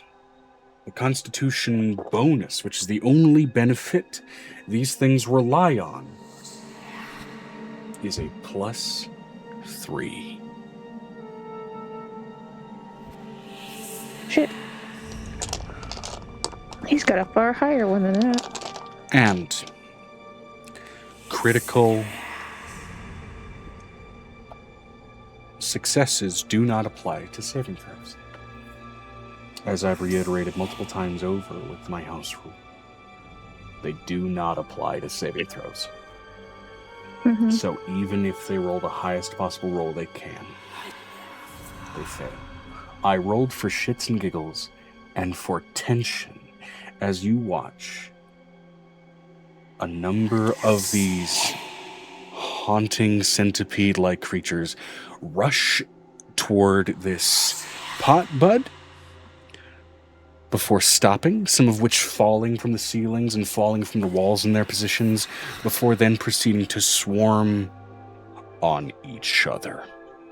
That's what's supposed to happen. Charmed condition cannot, by its nature, indicate danger to the actual target. However, it's not trying to indicate our little danger. bud has been upgraded sufficiently to where this was not a normal charm, more along the lines of a dominating monster. So, It's suddenly, a little fuzzy for me. Are you I didn't realize you were going into a description. Go ahead. So you watch this sea of void crawlers essentially turn into a snake spawning pit where they begin to rip each other to pieces. Bits of purple and red crystalline viscera getting sprayed across this massive cavern. And I'm going to roll one final Constitution saving throw to see if our awakened pot plant does not end up fully immolated as a result of this action, and instead walks out. He's gonna change form if he walks out, because that was a contingency. Oh my god. I had to teach him.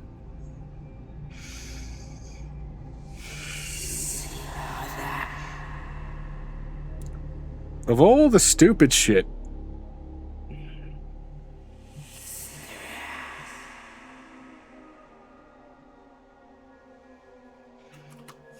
Does he emulate himself? Another nat 20. So, what runs out, far less bulbous in its physique and far more slender and freely smoking like someone having freshly hotboxed a car, and promptly glowing of embers that have yet stabilized around its form, just kind of wandering in with a suave confidence. You do not stare upon an awakened pot plant, but an awakened roach. As that is the common street term for what is often left behind after you smoke down a blunt to what little is left. I'll revive tomorrow. The entire body coming back to normal. That went so incredibly amazing. I have thoughts. I feel inspired. I feel like I should write a book. But can I How big write? is this roach? Is it actually roach-sized? I mean, it's not roach like cockroach, but roach like what's left of a butt of a blunt. Like, it's about, it's gone from what amounted to be like a roughly 1.5 foot in size pot plant to now about 3 inches. But yet still fully humanoid in its proportions, and fully humanoid at that. a sentient A little face humanoid. remarking with pride at what it has just accomplished. If I'm right, you should get wings the minute you come back tomorrow. Ooh, wings, hold on. He pulls some of the smoke out, and some of it forms into the pattern of what looked to be almost like dragonfly wings behind it, and it begins to float up, drifting up a little bit like potash drifting out of a pot. Ooh, this is nice. And what currently now its creature classifications are. First of all, it was a sentient plant. Right now, what it more so is, given the amount of arcane imbibement that's gone through it, this thing could be used for a circle of wildfire druid. He is now a wildfire spirit. So I have a question. Is he technically part of her court now at this point? She has her own little mini court. This is the first 2 people of the court that she's kind of amassed. That was glorious. Yes. Now, I need you, as she hands him a piece of pen and a paper, you may start your book. No. Of your escapade. He takes the paper and just smears his hand across it as a trail of ash starts to mark the page. We need to work on your lettering. I don't think I need to work on much. And he just scrawls out in what amounts to be like a kindergartner's font in High Sylvan. Kindergartner's font. Thank you.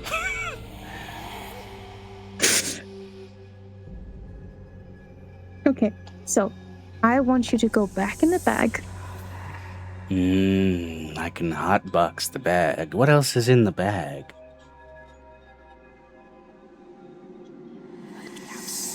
How about you imbibe the embers into those dead bodies that we have in that bag? Ooh, they're all gonna smell like me. And he just jumps right in.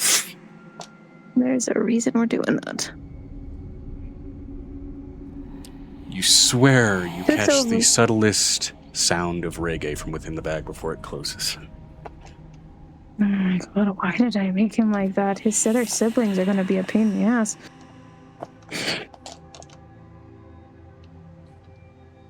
The god wheat that we brought back was not as bad. Angel's got that one in her bag. As you guys progress out of the brain cavern, we're going to go ahead and shift it back to just... He looks over at Avery. Let me put it to you this way. I've been training that small bulb of doom for about, since we've got him, to create illusions on monsters.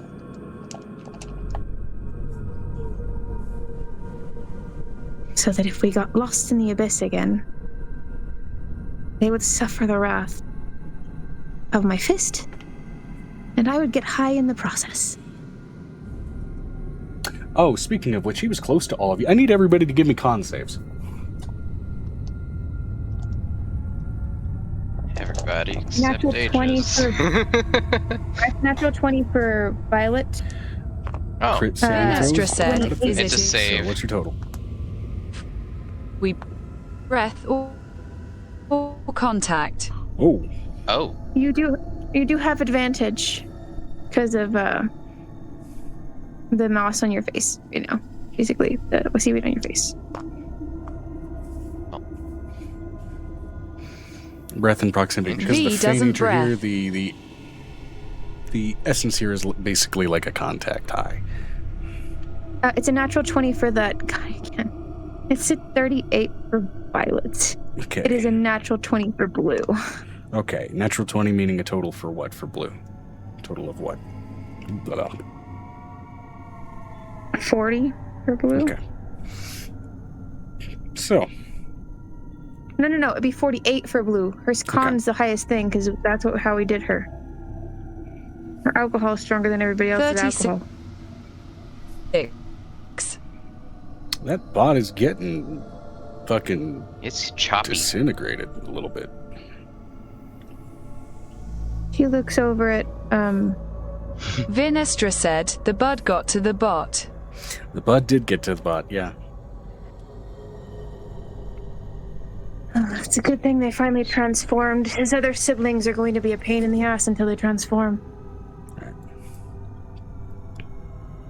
One of them was watered with piff, so I can't wait to see how that one. Okay. So with a natural 20 for Xander, that only lands him at a 26. So. Yes, but he also has you gave him a +5 or +6 with the mask on?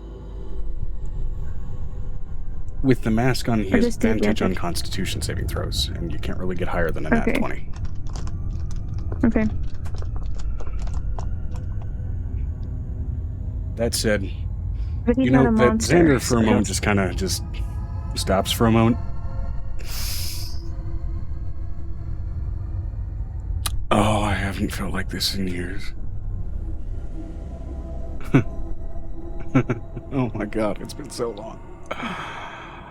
Oh, I've been so fucking Would you like stressed. some unlabeled Cheetos? Yes, give me some legally distinct factory cheese powder covered corn puffs. She pulls them out of her bag, considering what they got from the abyss. I split my stuff with Violet. That is, yes, thank you, fucking phenomenal. So, my question is here. We're gonna keep going forward. We need to be quiet about it. Void monsters are not fun. We ended up on the void on the way back when I got captured. So, that wasn't fun either. We thought there was abyssal giant things. Inside of it, it had a bunch of children in there. Terrifying.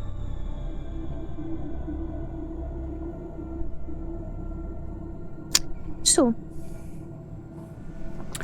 We gotta keep going.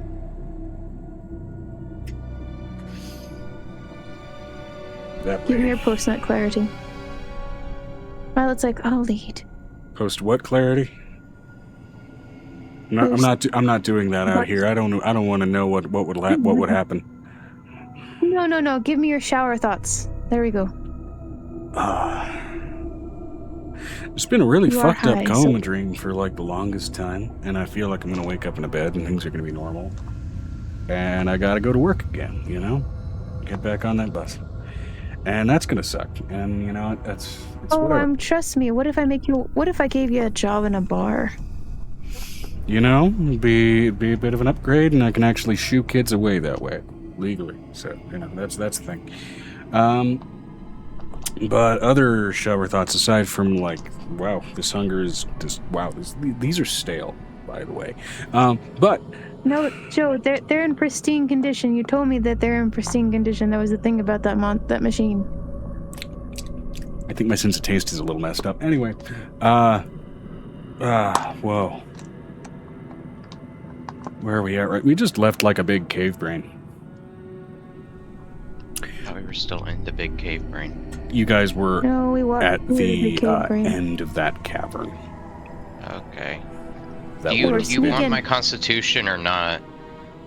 Yeah. Oh, what was your saving throw? It ended up being a 31. Oh, you're good.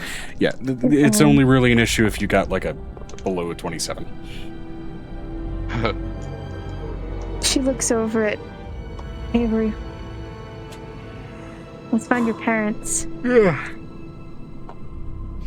I think I might. I was actually with be able rolling to a sleep. 20, by the way, so there was very possible for me to fall under that. Fair enough. I'm letting you know, you would have just been high for a while. It's not, and it doesn't last for longer than 2 hours, if I remember correctly, in 2 contact. hours in a but place if you're this dangerous could be death. not necessarily, you've got us.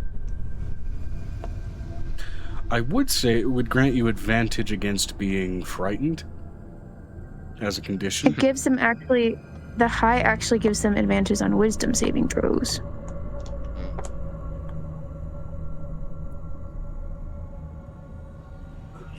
This With the has secondary been smoke, the wildest that's thing. what you told me. Yeah, let's go to the next place, man. I'm gonna sleep so well. That has been something that has fleed from me for years. I think you'll like Snips. He charges ahead with bordering on reckless abandon. Now, No, sir. We stay next to the group. Next to the group. Eat your munchies. Follow us. Stay close. He grabs the back of his shirt and pulls him back. He figures out how strong she is at that point. all right, I'll use all common sense. Yeah. Yes. Okay. All right. Next stretch of the navigation.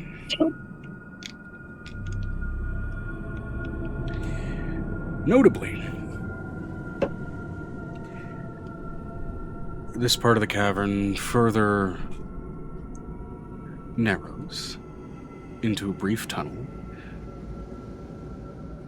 Is this an kind of going in esophagus? ridges and heavy steps, before it opens into a series of massive stalactites and stalagmites. You gotta navigate your way through, being dwarfed by this. So, survival checks if everyone would, please.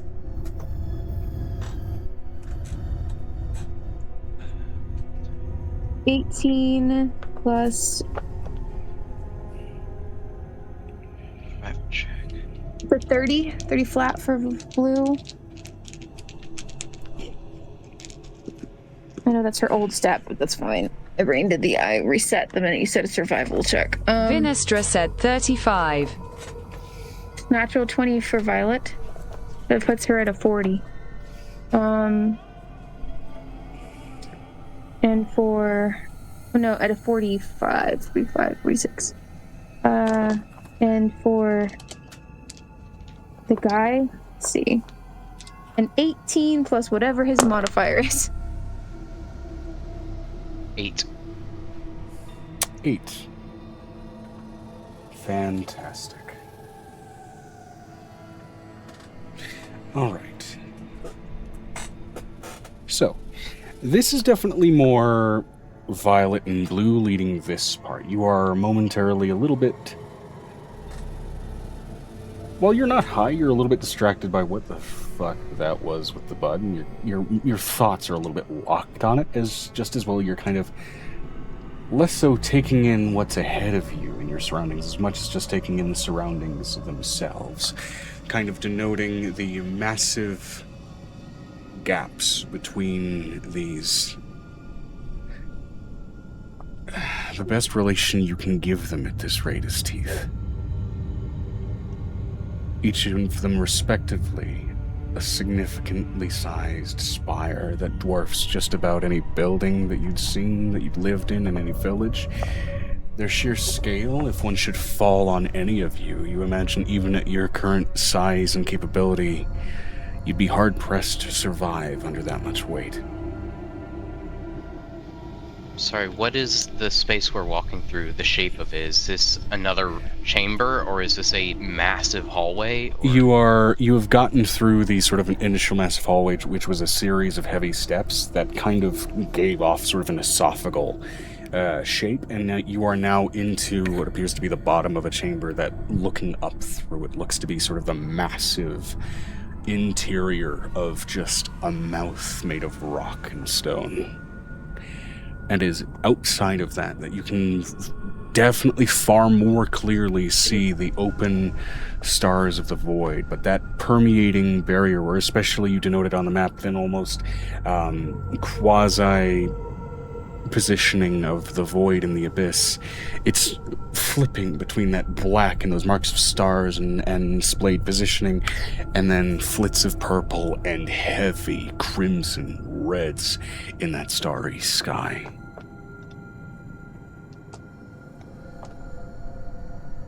Now more visibly apparent than ever. However, the rest of you have a much easier time actually driving forward and navigating. And it is in that moment of distraction that you notice also suddenly that pathway of thoughts has most certainly split in its direction.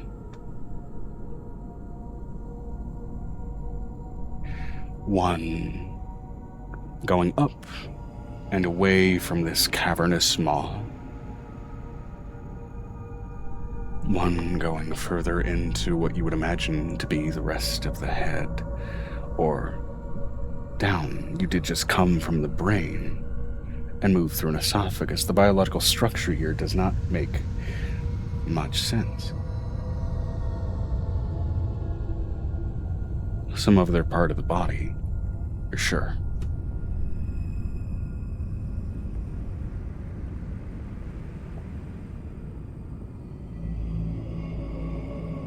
Oh, I don't want to unleash that. I forgot that I had that.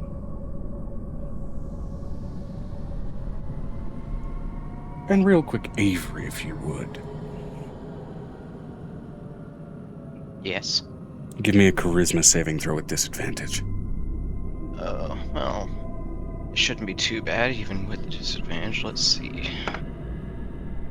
Alright, one is a 9, and one is a 2. Okay, good. Don't fail me now, charisma.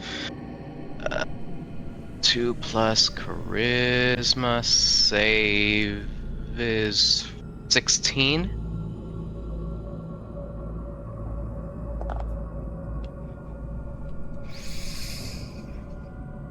Okay. Do you want to use your inspiration die on that at all? Or do you want to leave it as it is? I'll eat this one. I know I've failed something. I'll eat this one. For now. Don't worry about it. Though you do note that for whatever reason, maybe it's just the exhaustion of as much walking as you're doing, your footfalls feel heavier. It's probably just being tired. That's all it is. You're tired.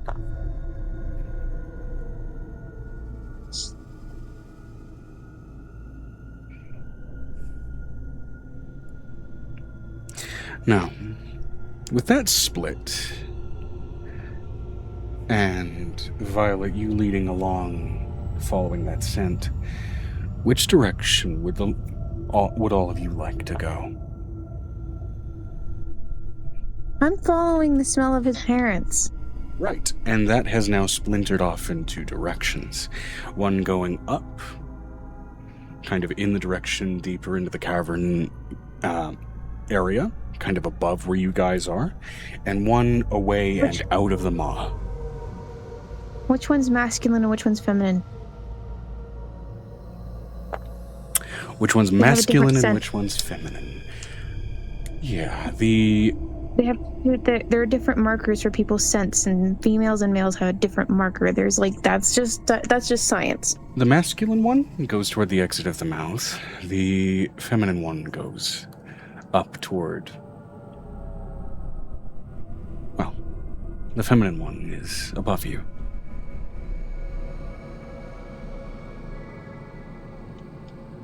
I've walked through the void, yes. Violet knows how to walk through the void itself.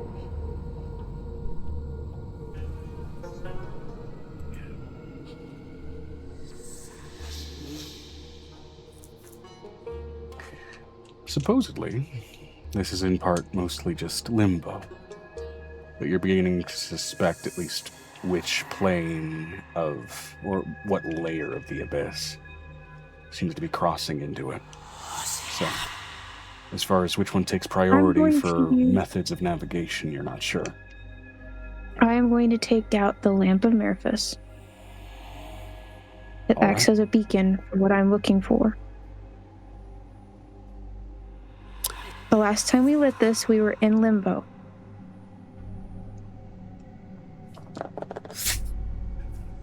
Lighting up the lamp as it lights up with electricity. It creates an anti-magic force field for us to be able to walk through. It's almost like a field of solitude. We can walk through the space, remember correctly. Because we're silenced inside of that light that it gave off. Let me just double check something here. I think it was a lantern of Merphis. It was a lantern of somebody that allowed us to walk through the limbo and not get caught.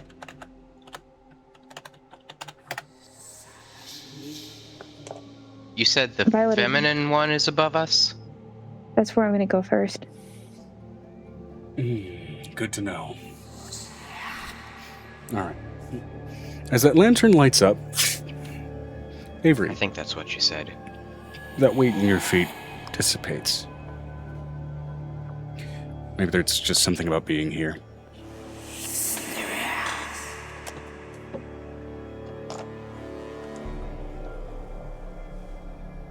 Violet is going to look at everyone. I'll ask again. You said the feminine one is above us? Yes.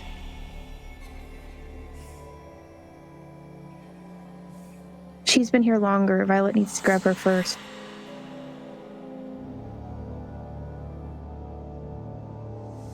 The father won't leave without her.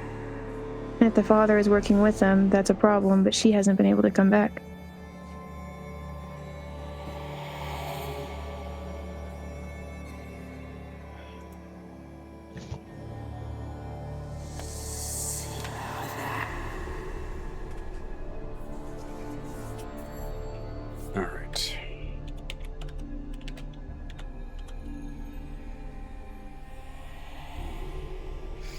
So venturing up, you eventually venture up through the cavern and onto what amounts to be, for the most part, what appears to be a tongue within the mouth. At least the inside of the head seems to be oriented upright, or at least whatever gravity deems to be upright in this place. Limbo and centers of gravity get a little weird. It's kind of based off of whatever surface you're on at any given time. You could be mere dozens of feet from somebody in limbo where they're on one island and you're on another, and their version of up and down is, from your perspective, on the fucking wall.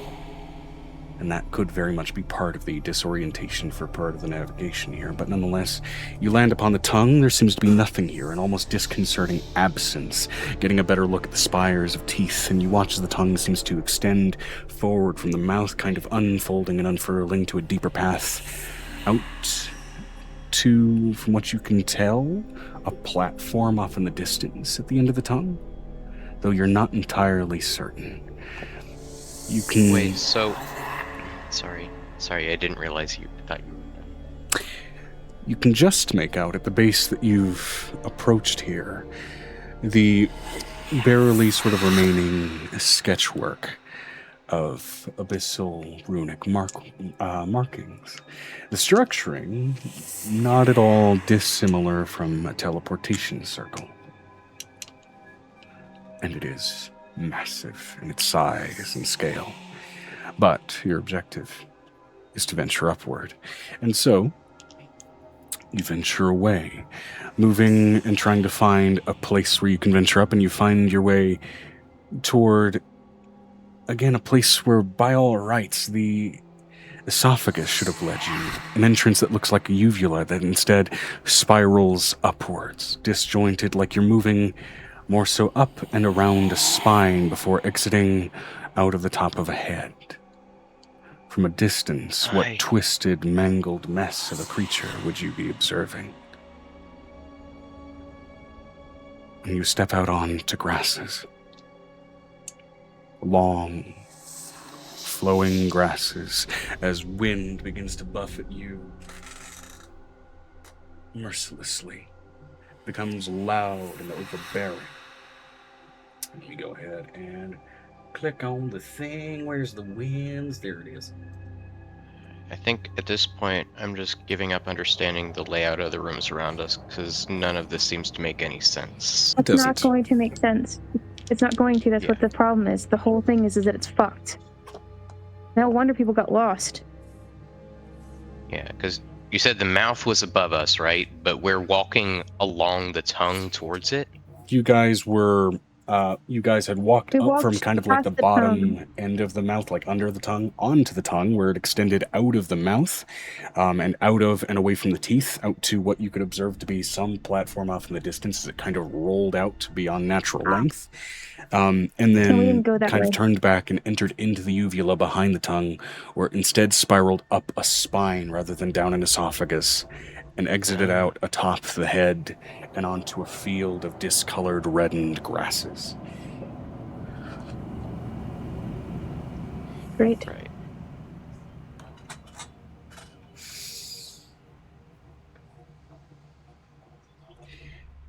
It is up here that you notice, what's the word I'm looking for? What is it called? There we go. In the ornamentations of the hair, kind of crested along a crown, you see a series of gibbets hanging off each little spire. Metallic, large, massive bits of gold, brass. You can't fully tell in the reddened lighting. But a gibbet hangs from each and every one of them, each facing inward toward the actual grasses of the head. Various states of rotting corpses and twisted creatures. Gibbets are those hanging cages that were put as displays of punishment in medieval eras, sometimes with corpses in them, sometimes with living people to be food for carrion while they lived, as their punishment was basically to die of exposure. I can picture it now. I've seen them in video games. And you are seeing across each and every one of these various sort of, creatures in various states of decay, some of them seemingly mortal looking and distorted, hanging through the gibbets, some twitching with remnants of leftover life. And at the very center one ahead of you, at the sort of highest point of this crown, you see a figure that looks familiar to your sisters. Older, better put together, graceful, warm in her form, but her clothing is ripped in places. There are wounds that you can even see from this distance, of reddened marks on her skin that blood must have been pouring from before blood started to try to clot.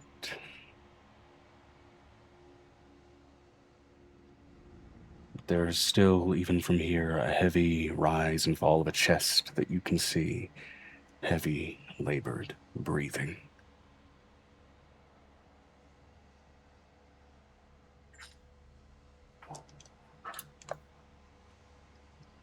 That's where the obsession part comes in problem. Violet's going to hand, because she can navigate limbo without the lantern. Avery, do you want her out? Avery, do you want her out of that thing? No, I came here just to look at her. Yes, I want her out of the cage. Oh, Avery. We don't know what comes to eat here. Well, whatever it is, it's not coming to eat her. She puts her hand on her mouth. Over his mouth. We are food to anything that can hear us. Yes, I want her out of the cage. I am maintaining the stealth rolls that you all had rolled previously, as you did not make a point of making yourselves obvious.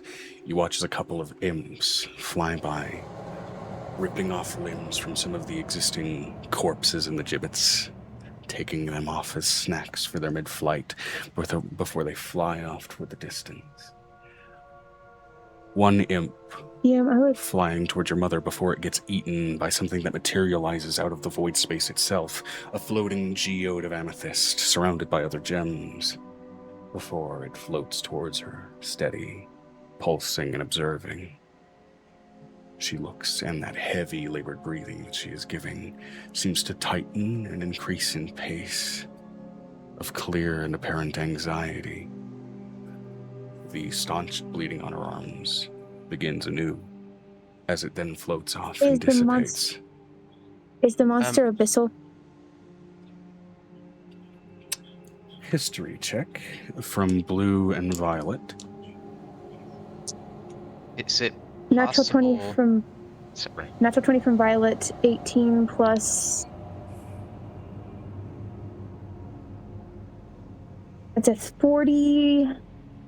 Okay. 43 for Blue. Both of you rolled high enough to understand what this is. Now, as far as Avery, any interruption for intervention here I will allow, given what this character is to Avery. So, go ahead and follow up with your question. Before it runs off, can I do a dominate monster? What is the range on that spell, as you are a good distance away, about 220 feet from this distance? No, I can't then. No, it's only 60 feet. Okay.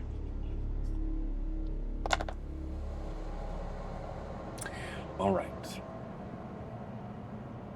That said, there are spells that can extend that, or there are things that can extend that range, like spell sniper and what have you. Yeah. But I want to be known that I'm glad that I didn't, but to Avery, he sees something approaching his mother, and for all he knows, it's about to eat her, and she's going to be gone.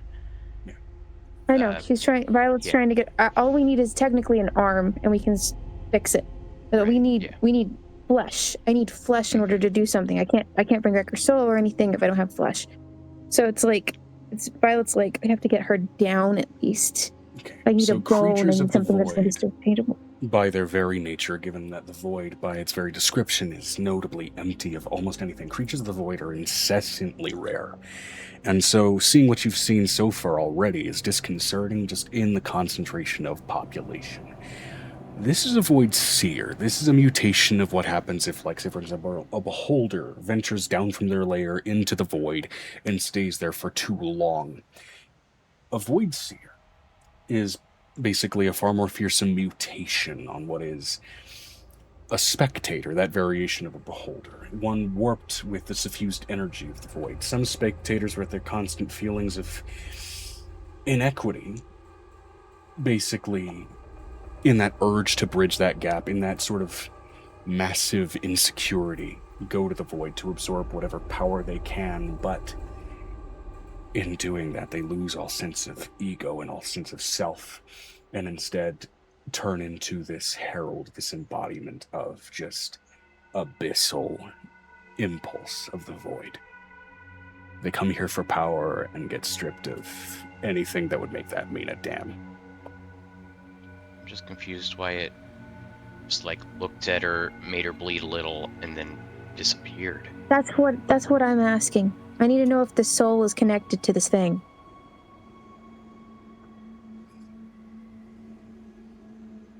I need to know if the monster is eating the soul. With that, you know that it is most likely, unlike proper demons, it's something a little more biological than that. One of the key things that these things do is they destroy food and water, which is to say, it was just straight up ripping nutrients out of her. I can do this.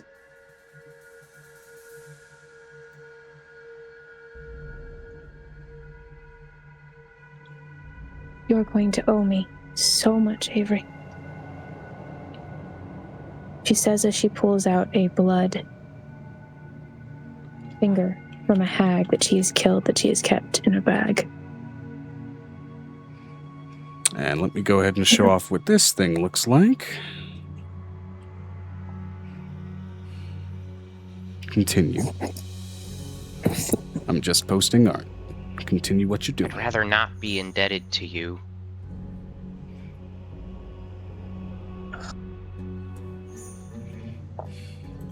You want to face that thing by yourself? Then you're not going to be indebted to anybody, but we're a group. I'm saying this because I'm going to have to go fight another hag for this finger. So I'm going to probably bring you with me because you can basically torture their minds until they can't think straight. So. Hey, fine. She looks over at him and she looks over at Blue. Make me a divot. A large hole. As big as you can make it without disturbing something. Why don't we just pull out a big old barrel? She looks over at Violet. Pulling out this gigantic barrel, put the finger in the bottom of the barrel. And let it fill the barrel. It may take a minute, but that monster's going to smell that iron and that food faster than anything else. It's not going to be able to get to the finger at the bottom if you jump the entire container. You see, Violet pulls out this humongous, like a casket full of, it looks like it's bleeding almost. She opens it, she pours it in the bottom, and it feels like a large circle at the bottom of this bucket that Blue pulls out. It's like a bathtub size thing. And we need to move that direction. She moves to the side over that way in the grass. I could use telekinesis to get it far away from us. You can try, but void monsters tend to mess with your brain. So we'll see. Give it a shot. 60 feet to be exact. Will that be far enough? No, he's got to come within distance of us. That's why I'm trying to get some type of food that he can eat. She pulls out already like pre-cooked meals for like jerky that they've had forever, and she's gonna pour out. I'm letting you know, Violet is almost crying because it's her crackling stash, and she's putting it in this bucket of blood. This giant monster, and there's tears running down her face. She's like, this is supposed to be my neck.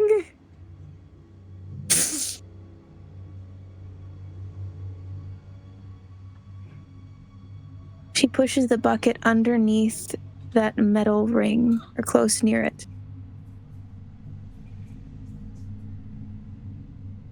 Vinestra said, what was the reasoning to have to sacrifice stuff to free Avery's mum? That's what I'm wondering.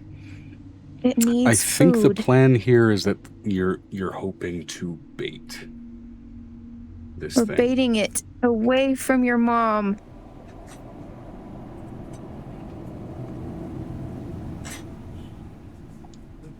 Before we have to kill it, I would like to bait it down to something that it won't get any nutrients from, and it won't make it stronger. It's just dead flesh. Seasoned and freeze-dried. It's what imps eat. The imps will be attracted to it, and therefore it will have more to eat. Yeah. Now I have a question. So, Violet, you said you were walking without the lantern because you've navigated without a need for it in environments like this, right? Yes, she's putting this together. She's taking the dead bodies that she's collected for 𝕱𝖊𝖓 to use. That were supposed to be snacks later. Right. And let's be perfectly clear about position here. So that was Violet, Avery, Halcyon. Avery and Aegis come right after Violet and Halcyon. Avery, how close are you to Violet in this instance? Are you kind of trying to keep head on that navigation with her, even regardless of distance to that lantern and everything else? I would have made him stay with the lantern. Yeah, they can't hurt him in the I'm not lantern following her out to the Bates location. I'm with the rest of the group. Okay.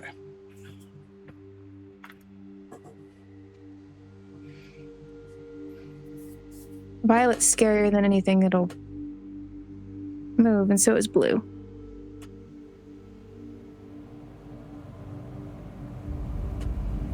He's going to speak in Impish. Food, food, food.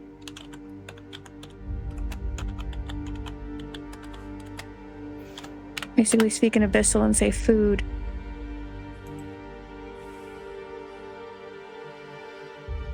Okay.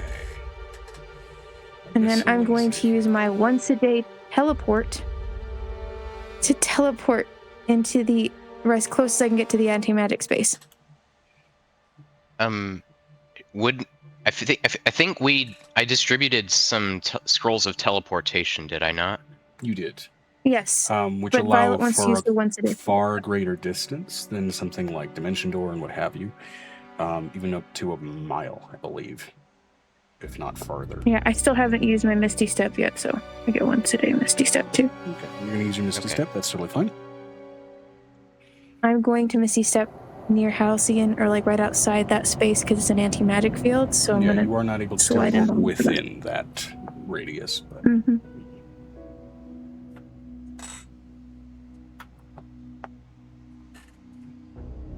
As I swim Abyssal, do the imps dive towards that giant bathtub? There's big fleshy bodies inside of that blood now. The imps gun for it very quickly, yes. They swarm it, going for the immediate kind of aroma of rotting, fresh meat that doesn't seem to be immediately mutated. Notably, in that, a couple of the gibbets that are currently holding mostly absent corpses at this point actually completely fall open. As bars then extend out like tendrils to go ahead and retrieve corpses to fill their interiors.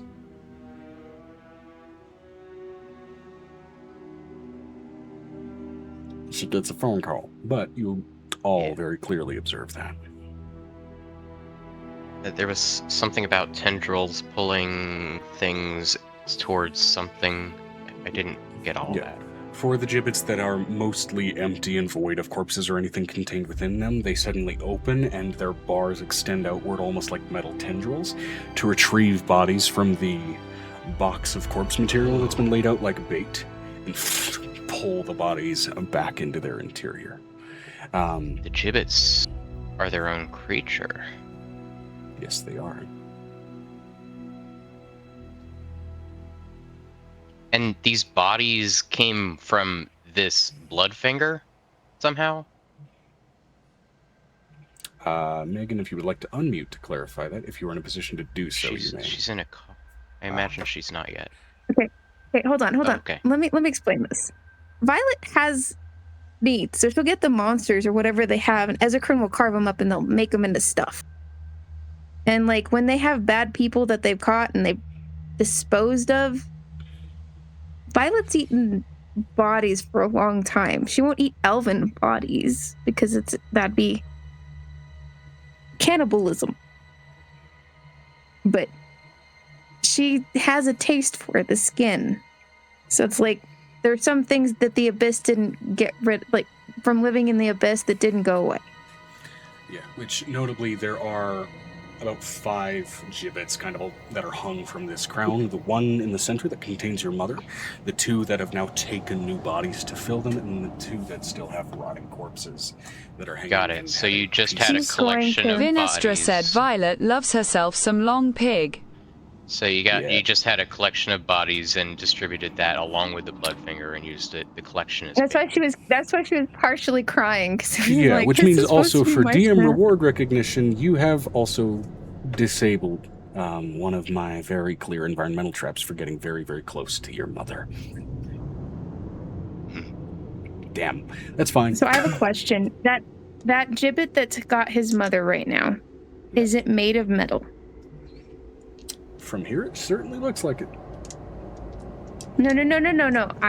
From what I know of gibbet monsters, considering I've been around them before living in the abyss, is it made of metal?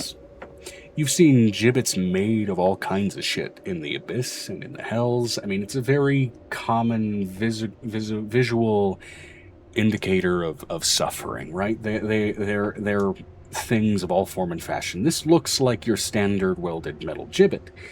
That said, it seems to have operated off of its own sort of creature instincts. So maybe it's enchanted. Maybe it's a creature in its own right that is simply shapeshifted. You're not certain. This is something that is an indication of like a dime a dozen varieties of like, a torture implement in another corrupted form in these fucked up places. Blue is going to, at this point, pull out the rust bugs that she's been keeping and feeding in a jar.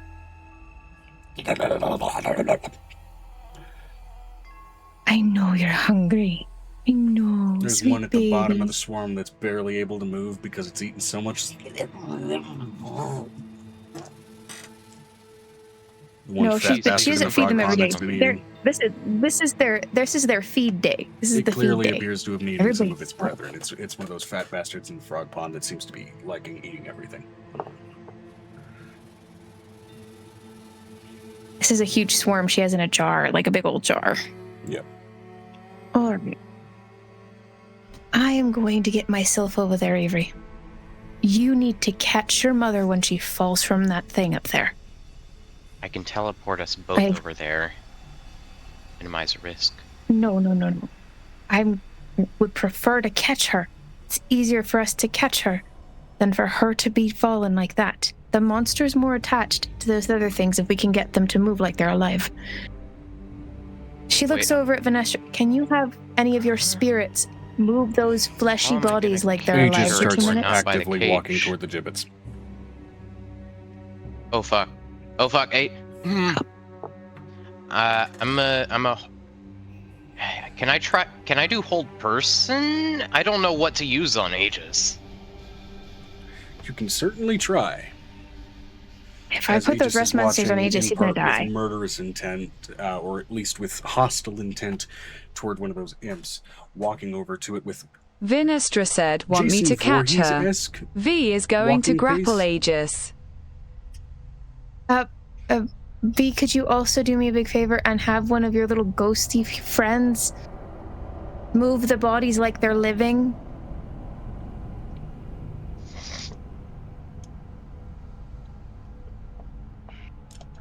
All right. Vanessa, Ghost you go friends. to grapple Aegis. You're the only one with, like, necromantic powers. I'm asking for some help. Roll me an athletics check if you would, please. Blue is going to get up next to the gibbets and use her, because she's got twice a day Misty Step. Because that's what she already had one. We earned another one in the other part. She's gonna Misty step next to the gibbet, okay?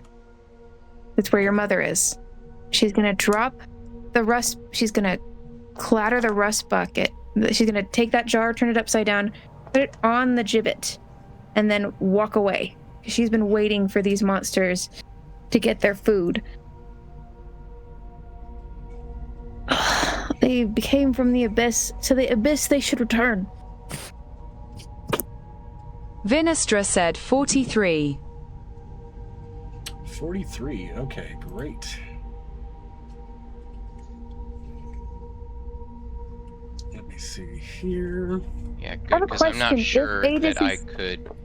I have a feeling Aegis might have been able to resist its own safety Yes, C. but they just can't resist a magic's an anti-magic field.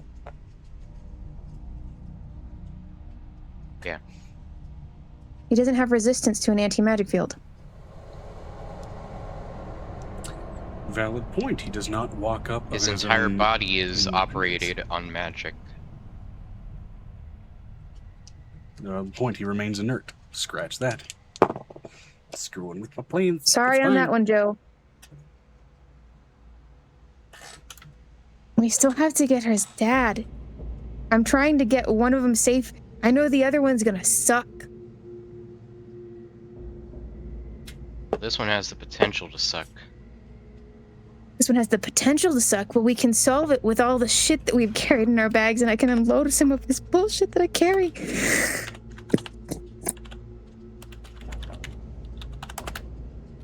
Joe?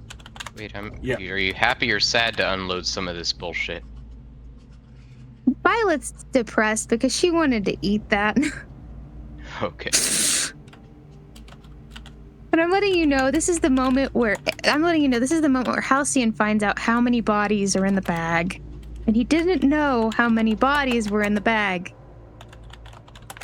It's all good. But now he Sometimes does. get confused because sometimes the character and you are on the same page and sometimes they're not. Yeah. No. Angel's got more of a closeness to me than Violet does. Violet has some tendencies that I wouldn't ever do. But she's like, I'll sync with her. There's some things that I sync with her with. But this is one of those ones where it's just like, she would be in tears. Me, not so much. It's gross. So, DM, I have a question. Yeah. Blue is going to dump these rust bugs on this gibbet that has been covered in blood. And they are going to eat that iron All right. and whatever's underneath it. And there's a total of a swarm's worth of rust bugs. Okay. As the mimic disguised as a gibbet happily wakes up to start snacking on rust bugs.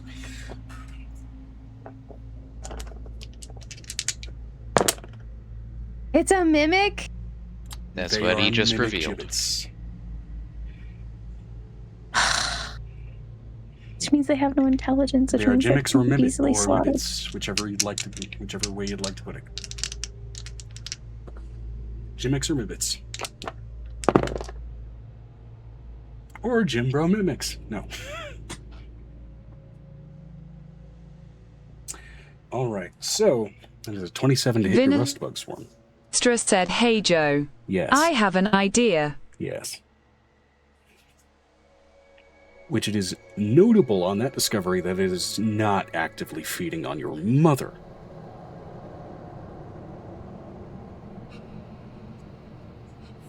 What's not actively feeding on my mother? If one of mimics are these waiting is a for the mimic, thing that's above and them.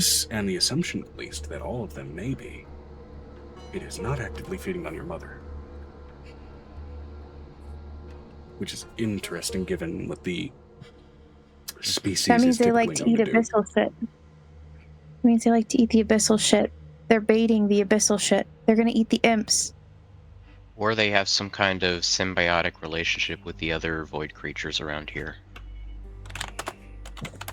It's a possibility, but it's more likely that they like to eat the abyssal shit. It's the attraction of the food.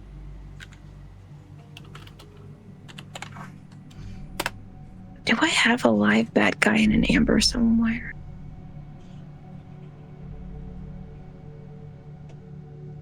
I know I do, but I don't know which one it is. I have a minion of hell in my bag and an amber gem. That's what I have. Or a minion of the abyss.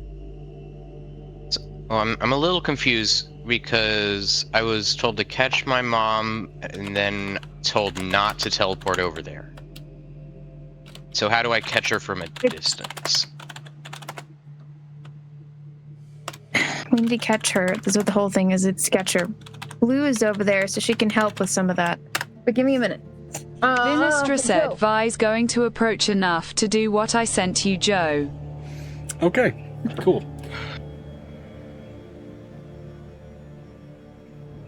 Nothing makes sense. Nobody makes sense. It makes sense. We're trying to get the gibbets to drop your mom. Yep. All right, so Vinestra, you are going to try and extend out your shadow to try and basically use that as a net to pull out Avery's mother from this gibbet. Go ahead and roll me a vibe check if you would.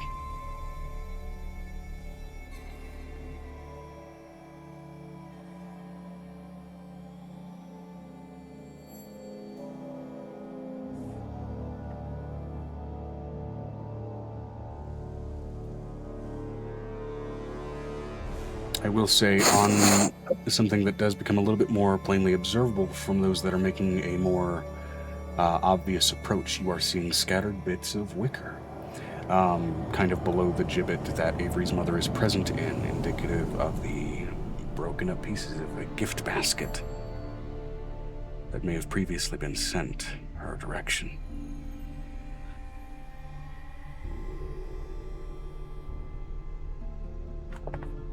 Vinestra said nat 20 for a 30 vibe.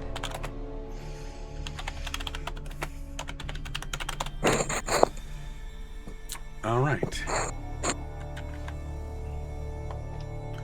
30 on the vibe. Now,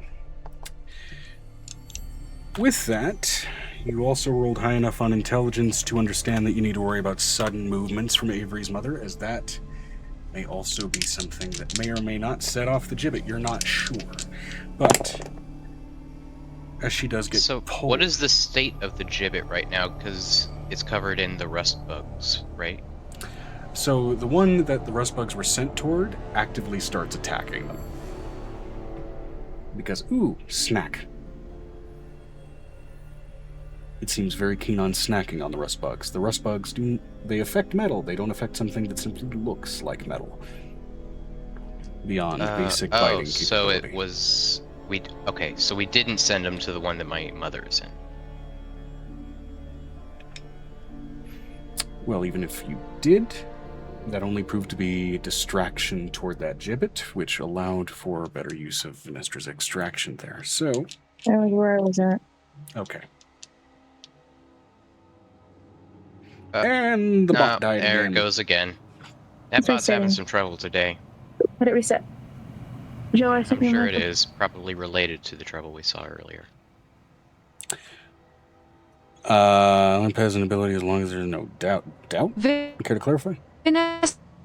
Whoa. Okay. Vinestra said to clarify the gibbet is a mimic. Yeah, I got that. That's like one of the few things I got.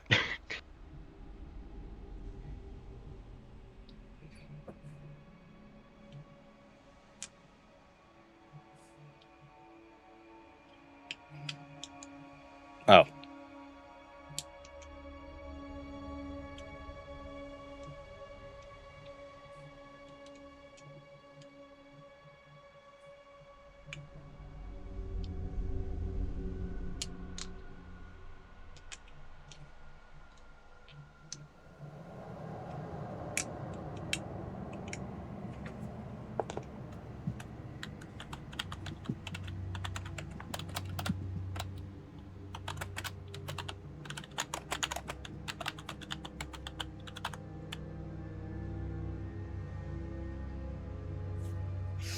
Gotcha, okay.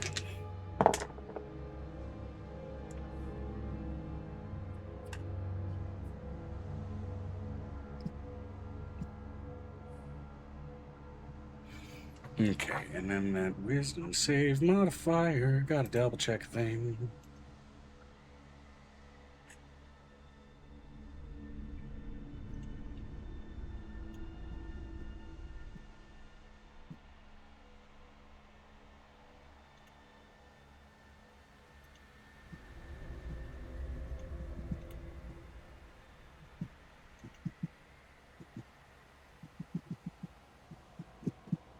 Alright, that is going to be a 26.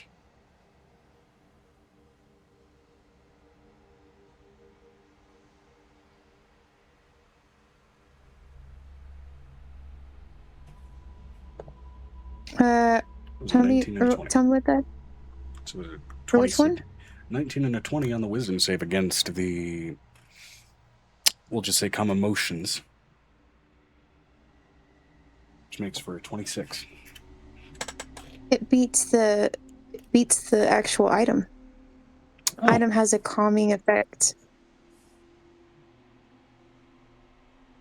We got it when we were just level 20. It's not that overly juiced. It's like a 25. You just beat it by 1. Okay, right. Okay, yeah. So Aegis does actually walk away from the lamp, walking straight toward the distracted imps, and immediately grabs one by its wings and rips its wings off.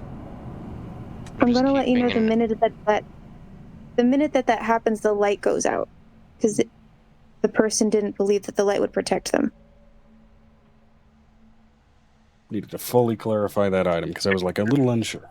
Because I know I usually put limits on things like that. It was based on, we all had to focus on not losing our common modes. We had to keep our stealth up, so we had to keep rolling stealth checks during that episode. I'm gonna keep an eye on We had to stay calm. so that I can grab his crystal mind in case his body is gone. In quick and Our rapid backup succession, is literally gonna this happens. be the stock that we have. First things first, rust bugs get unleashed. They immediately start getting attacked by the gibbet. The gibbet immediately gets kind of wrapped, and your mother gets extracted from the shadow and pulled out on Venestra's end. As Aegis walks out toward the imps, its body language clearly reflecting your own that you've observed through mirrors and through Echo pointing it out, of almost a full body, rageful annoyance approaching the imps, ripping their fucking wings off. And the second this happens, this quick succession moment, and this clearly unhinged, violent act from Aegis, you get an irksome whisper trying to pierce into your mind. Go ahead and give me a wisdom saving throw against calm emotions. It has disadvantage. What you have currently with you will give you advantage, so it is a flat roll. And it's a flat roll on a wisdom save? Against calm emotions. Well, actually, the lamp already went out, correct? Yeah. But either way, we're having that roll. The lamp went out. That's what happened the minute he had an violent intent and rage. So, the lamp going out, these whispers enter into your mind. They're trying to take the credit for freeing her. Trying to make you feel less than. Feel incompetent. Incapable. You're succeeding. Wouldn't you like to prove them wrong? Would. The voice feels like it's your own doubts being given voice. Something foreign, but giving ever so foreign, ever so slightly, but given that failed charisma saving throw, you don't quite recognize it.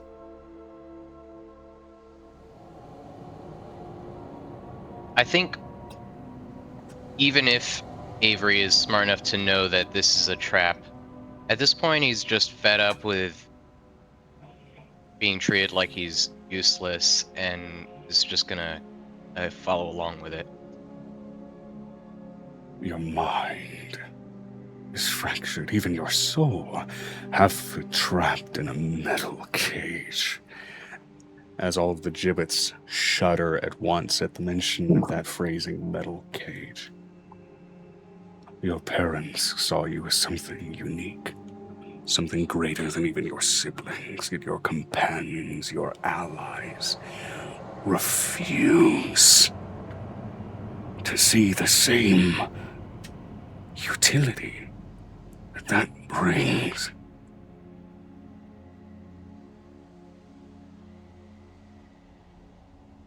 Maybe you're only staying broken because you've stayed with them.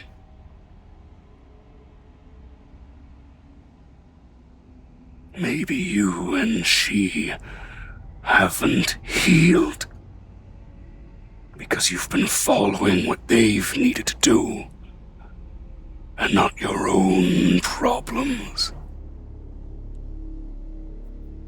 That's just cross. That's like I'll say to it, no, we came here for me primarily. This is where my mother and father is. I'm looking at my mother right here. She abandoned you, you know. She came looking. She could have stayed with you. That failed charisma save. The voice seems persuasive. Your mind starts to get poisoned by the voice. As much as you disagree with it, there are points that, beyond logic, feel like they make sense, even though you know they shouldn't. And you start to feel angry. Yeah, there were some temptations in there, but there were also some just complete nonsense. No, absolutely. Yeah, You feel angry, and more than anything, with all of these conflicting messages, all of these conflicting urges, all of these conflicting goals, there is rage in confusion.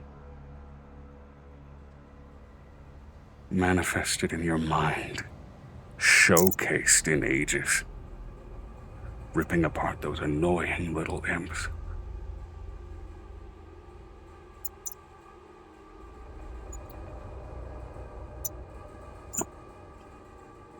This is the same whisper that has been affecting ages. Yeah. For all of those intrusive doubts, intrusive thoughts of your own problems not getting covered, what is the most vile, intrusive thought that has crossed your mind in the months since you've encountered these people?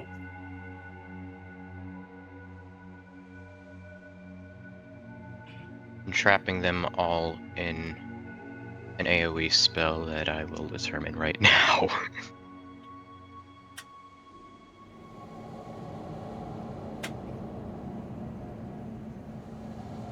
Try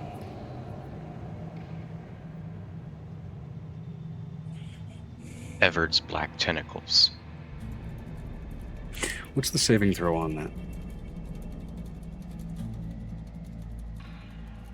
When a creature enters the affected area for the first time on a turn, or starts its turn there, they make a dexterity saving throw or take 3d6 bludgeoning damage and be restrained.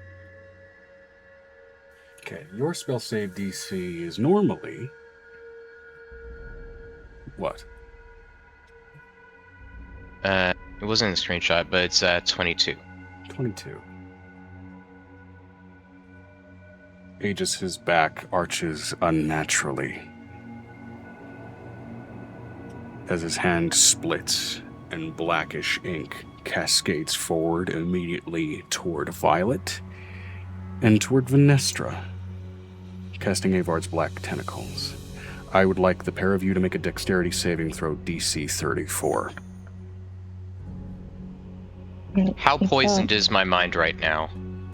Is it enough to try to protest this, or is it just watching and letting this happen? As you are observing this, you are actively feeling a mental sensation of Venestra something said, "What was trying the to saving pull you throw into type?" the backseat of your own mind. It is a dexterity saving throw.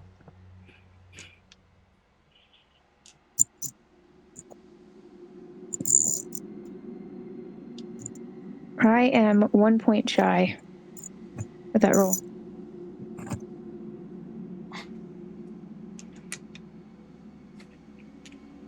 One point shy, so you fail. Yes.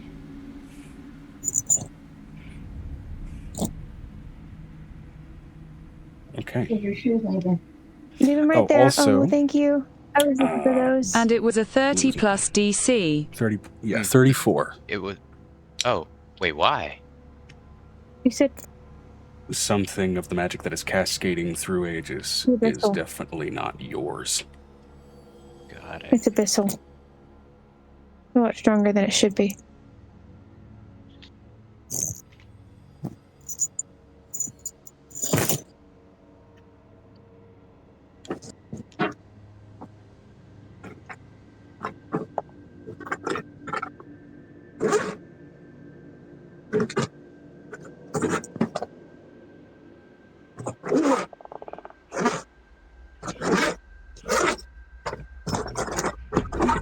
Vinestra said V can't make that even if nat 20, so can she cast Counterspell? You can. You can certainly try.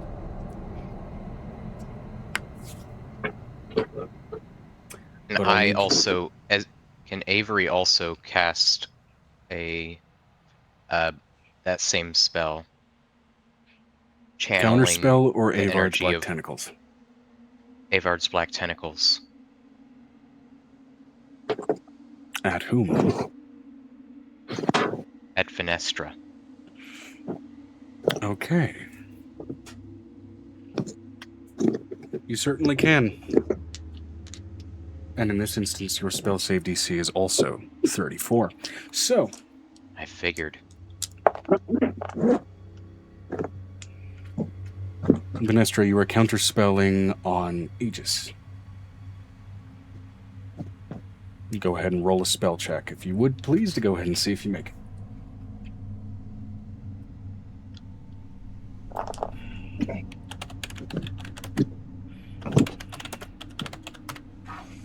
I think this is the first time in this entire campaign that anybody... Well, nope, sorry, second time in this entire campaign that anybody's been successfully possessed.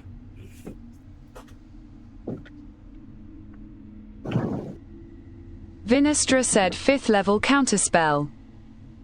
Okay. All right. So, from Aegis, the spell immediately dissipates. You are, however, nonetheless still caught in the spell as it cascades from Avery's hands.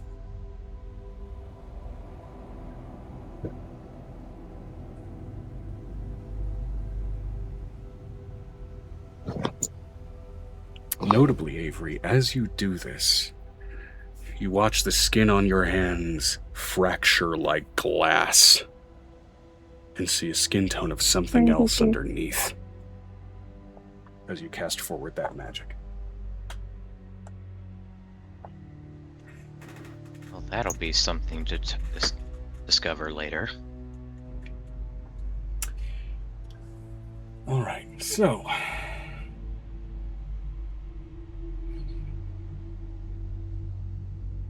let's see here. Excuse me. Oh, sorry, no, not a dex save. It is a strength saving throw for Avard's Black Tentacles. Is it? It is.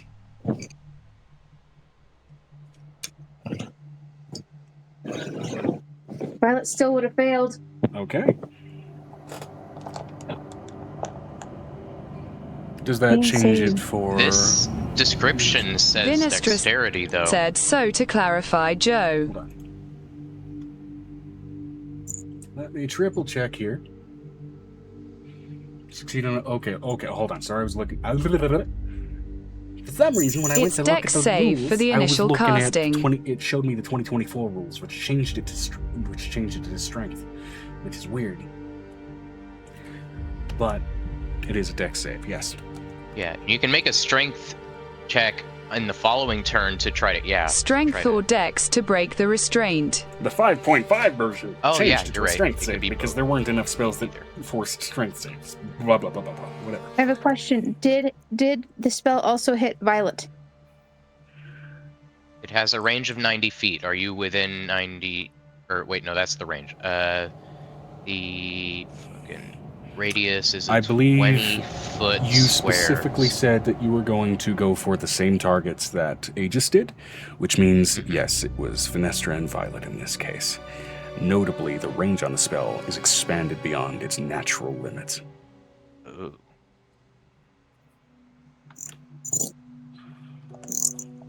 Would Blue and them have gotten the blowback considering that they're close to Avery at this point?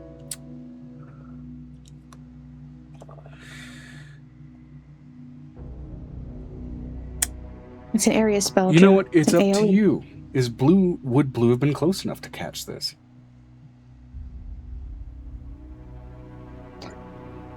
Blue. Because Avery is essentially casting this from closer to Blue, basically, from what I'm getting. So I wouldn't imagine that he's casting it behind himself. God, Bella. You said the range is higher, or the AoE The radius. is... The radius. The radius. Has grown far beyond its Okay. normal range.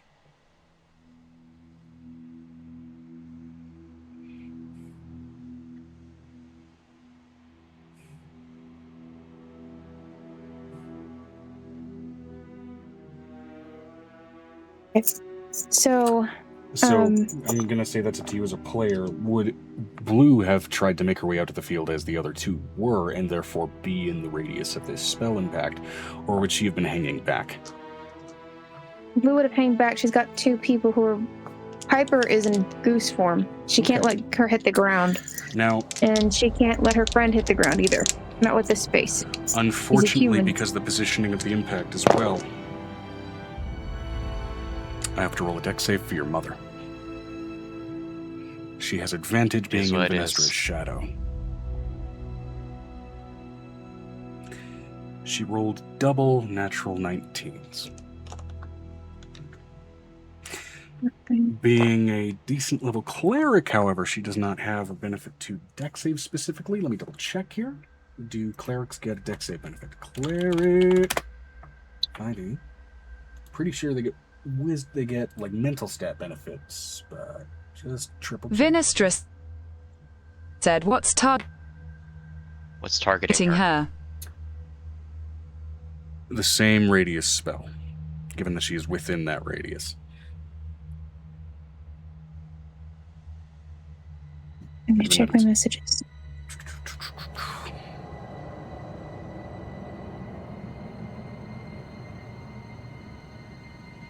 All right, she does not have a benefit toward dex saves. All right, so that leaves her at a 22, which is unfortunately far below 34. I need you to go ahead She'd and... be immune to things. That got deep fried super hard. I'm gonna... She'd be immune to things, She'd be immune to is this. apparently what she said. Immune to all but psychic and radiant. Oh! Okay. She is remarkably saved from that damage in the shadow.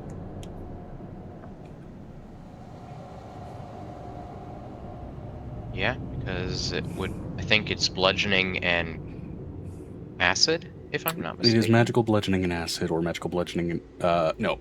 Magical bludgeoning and cold is Hunger of Hadar. So yeah, it is magical bludgeoning and acid, yeah. So, normally, 3d6. I want you to go ahead and roll me 9d6, if you would, please. Jeez. The save, the AoE, and the damage.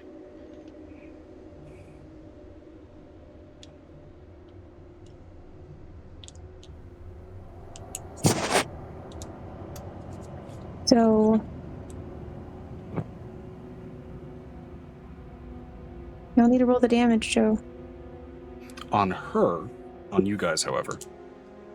That's what I'm talking about. Yep.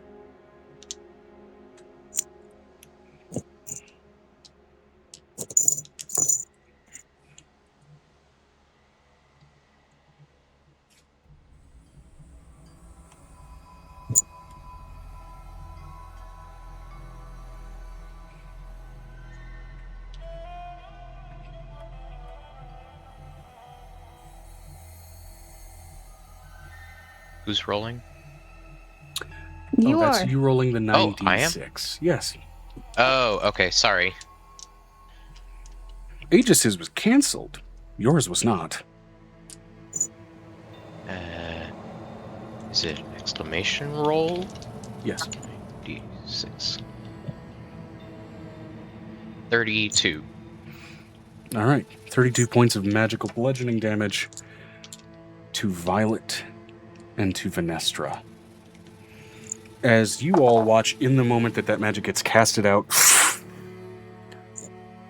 not only watching that magic spiral out of Avery's hands, but you watch as his skin fractures and someone else's hand is casting it from underneath his flesh. Glorious.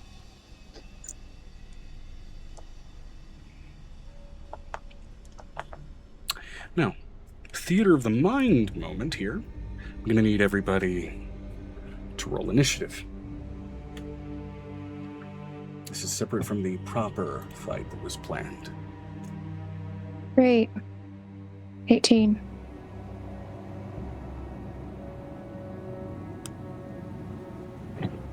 9. 9. Okay. Combat tracker. Just give me the natural die that you rolled, Avery. And Oh, okay. When we get to that, so. 8. I rolled an 8. Flat. Okay, what did Blue get? Blue got a 26. Okay.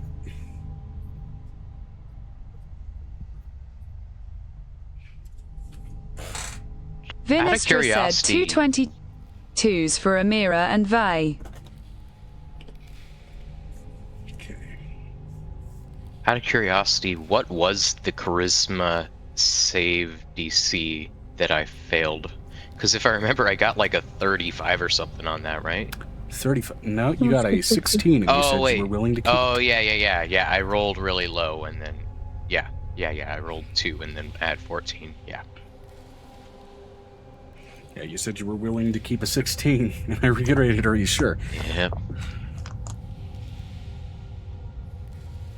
This is interesting. I'm honestly glad I did. All right, so let me go ahead and grab some other info here.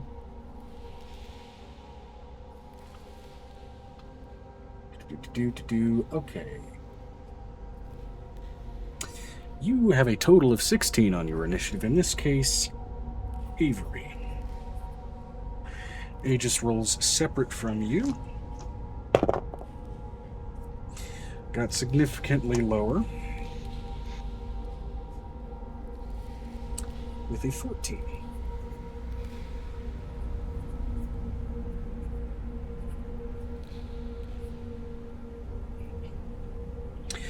All right, and then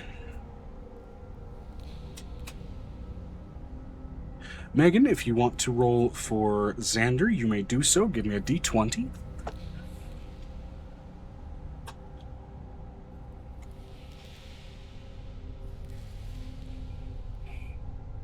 It'll be a +3 on his initiative.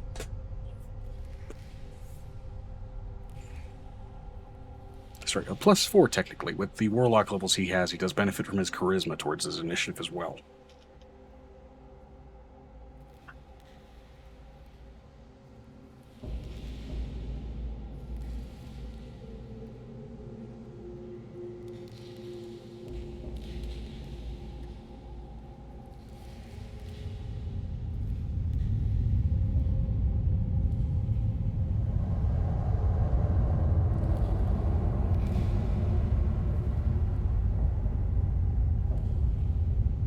Two.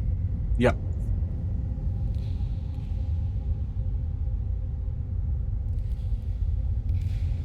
I have a question. Knowing Blue, would she have seen this a mile away?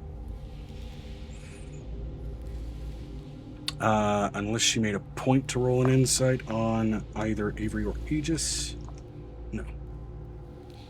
No, talking To be about... fair, Avery only recently got hit by the whispers. But follow up with your clarification by what you mean by Sorry. that, Megan. Blue's a fighter. Yes. Blue knows how to poke all your buttons. When she's fighting you to basically make you try to hit her. Mm-hmm. You can watch someone's gait and tell how much of a pushover they are and how easy it is to push the rock.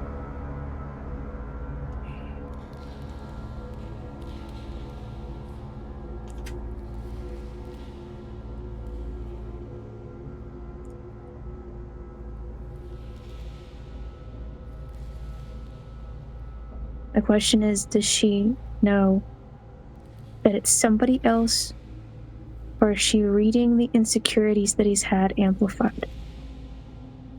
Give me an insight check.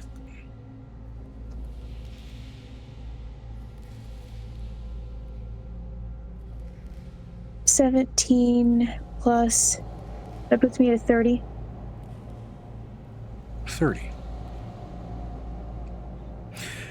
You're an archfey. You're intimately familiar with the inner workings of how deals operate, and how people will sometimes ignore possessions. It comes in the form of a persuasive voice. Express the doubts someone's already feeling, and press on them until it feels good to get help, even from a bad source. But with how quickly this worked,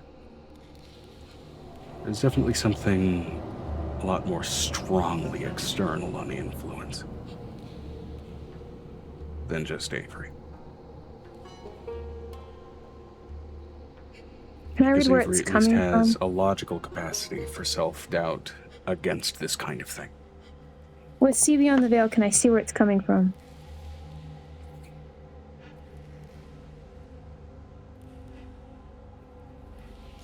I will show you an image with See Beyond the Veil.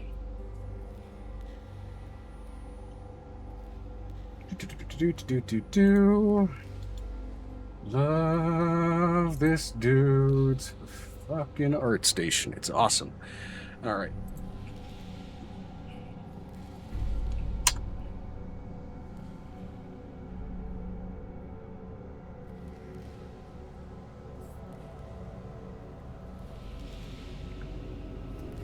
From the work of Max Vecht, we have the form of 𝕲𝖊𝖓𝖓.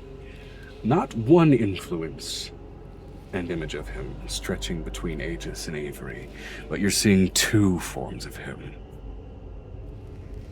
One over Avery, one over Aegis, and you are seeing links yet still pulling down the line of that tongue in the direction where you know Avery's father to be.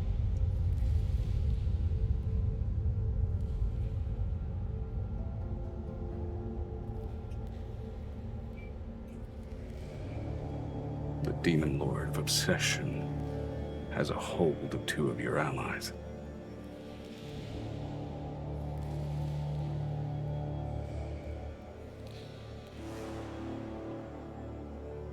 She looks back at her new charge.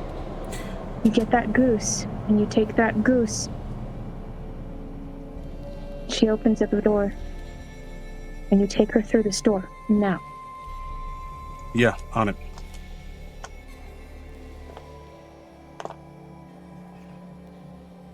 And notably, you are seeing sort of an absence of those chains on the pair of these two, as it's just a couple of hands whispering into each of their ears. He's going to pull out her cuffs, her knuckles bust dusters.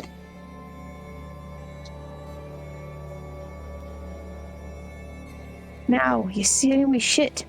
She looks over at Avery. I've had enough. You think that you're insignificant?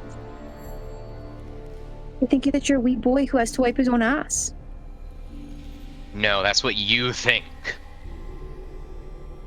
Oh, that's what I think, Avery's is it? face is contorted with rage. That's You what are I think, hearing is it? Avery's voice come out of both Avery and Aegis. That's what I think, is it? Come on, boys. That's what you all think of us. A smile is only getting wider from the demon over Avery's shoulder. It is what they think. Their obsession is diminishing the pair of you. Your worth, your logic, the ability to which you can help or provide measure. And maybe they're not wrong. You do go off into your own little world, your own little projects. But shouldn't they know not to bother you? Shouldn't they know that with a mind as damaged as yours, you would prefer to be left alone? It wasn't even your choice that you fell into their lives. But I'm letting you know, she's gonna mouth everything that man is saying. She's gonna make it on purpose. She can hear it from that mouth that's coming behind him.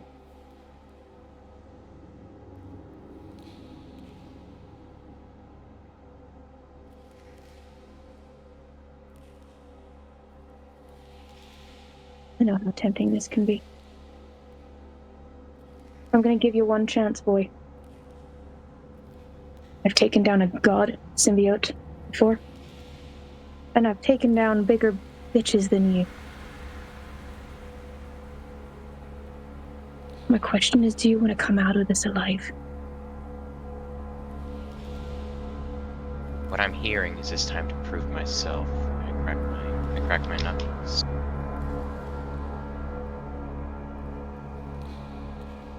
Roll a d20 for me, Avery. That was a mistake. Roll a d20 with disadvantage in this case because you are absolutely giving in to the echoes that 𝕲𝖊𝖓𝖓 is feeding you. To me, okay. Yes. That's a natural 20. With disadvantage? Oh wait, with this. Oh no, it's not. Probably, almost certainly not. It's gonna look at Okay, 𝕲𝖊𝖓𝖓. 6. 6. Oh, are you so upset that hear you're son? A small set of feminine whispers reaches into your other ear like an angel on your shoulder, but you can't make out the noise, and right now you're more focused on what's in front of you. Whatever that is. I do want to remind you that the damage that you take to I want to remind you, first of all, to Avery, that the damage that you cause to your body is going to hurt 𝕍𝖘. But of course, you take on what you want, considering that you're bonded. Take on what you want. Okay? That's smart. That's the only reason we think you're weak, because there's 2 people involved there, but... Second of all, we're going to have this discussion. And she looks over at the ghost on your shoulder. Are you so sad that your little angel boy in heaven now doesn't eat souls for a living?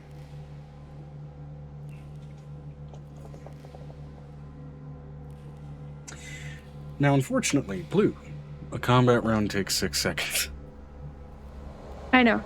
So, And I'm letting you know she's basically flying towards Avery at this point, and she's going to full-on hit him. roll to hit. I'm going to hit him with a He flurry of gets- blows. Alright, so.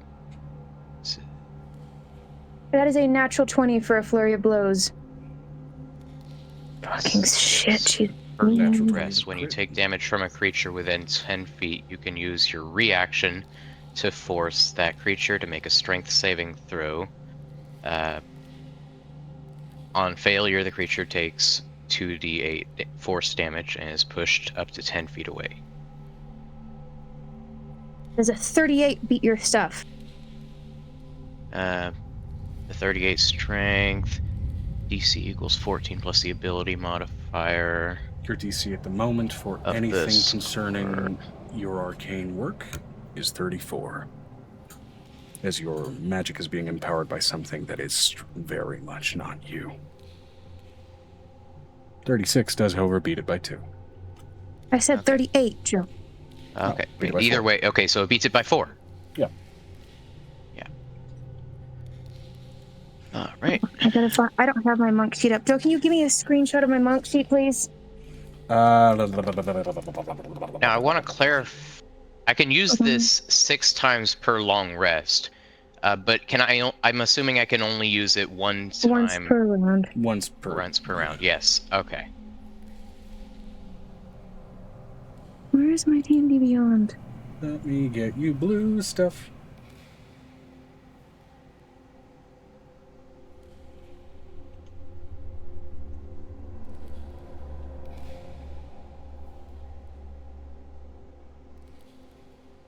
Vinestra said reaction unless you get a feat at level 30 is once a round unless legendary resistance comes into effect.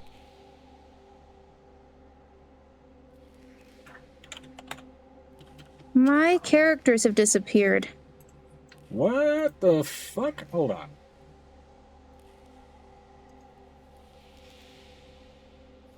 Fucking D&D Beyond, I swear to God. Azul, Saffron, Blue, still tied to player. Guinea the Rice Ball. Are you signed into Guinea the Rice Ball on D&D Beyond? Hold on, Joe. It's trying to sign me in via my other Google account. It's not using the right one. Okay, that's the problem. Gotcha. Wait a All right. minute, I have to pee.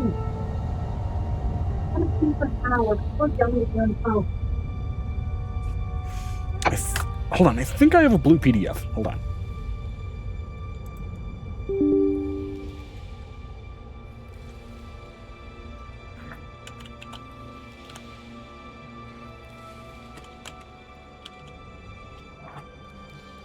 I do! Got it last year, but I'm pretty sure as far as base leveling, it's still up to date.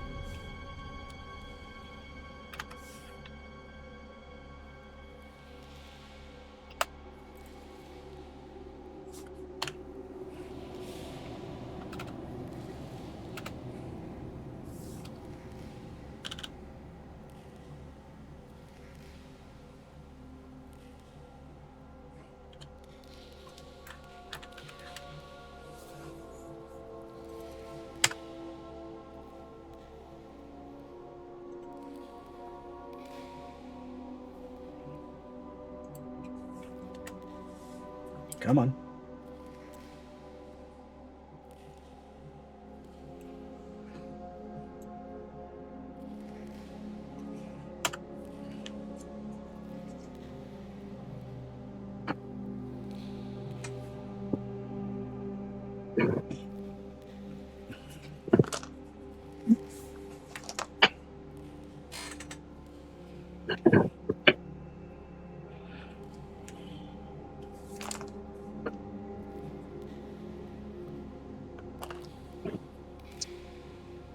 Stupid.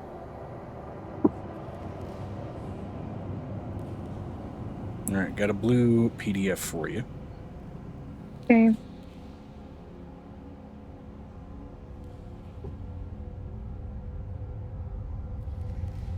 Go to classroom.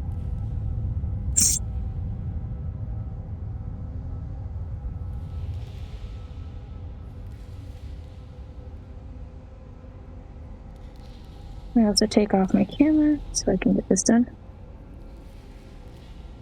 All right, do what you got to do. Really pissed off. This. Right.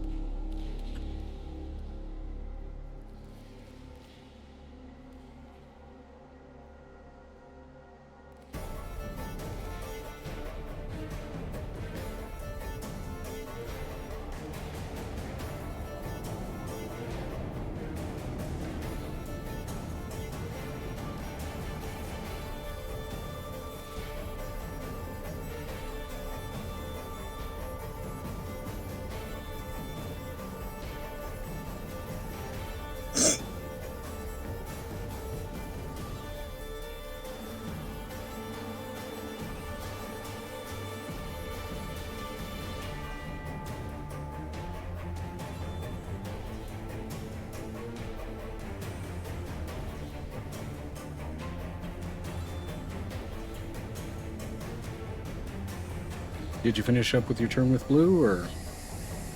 Joe, I'm trying to read. Sorry, my bad. My brain's not working all that good right now all of a sudden. Let me try and get some more. I noticed. Vinestra said, "Hey Joe, sent you a query." Okay.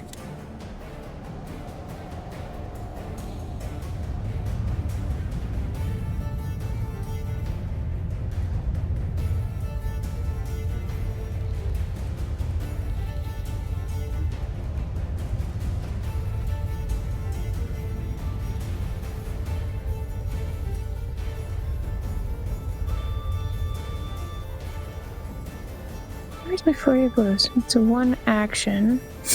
I need to know what it does, god dang it. It's not written down.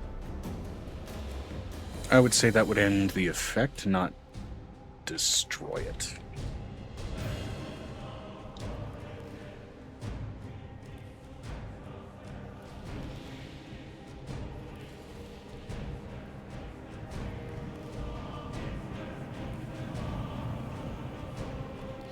You're gonna take the 'cause extra attack. That clarifies it destroys spell work, not necessarily beings. So that would not harm the being itself, but it would destroy the spell work. He's gonna take how many? What does my fist give him? Oh shit. Okay, so hold on. 1d10 plus 7 bludgeoning. Okay. How many at level 20? How many hits do I get with a monk? Technically, you are level 25. If you've gone still full monk into that, let me see here. Which I'm assuming you wouldn't have a reason to really multi-class with. Do anything else? No. Blue. Okay. She's like truly what she is. Yeah. So.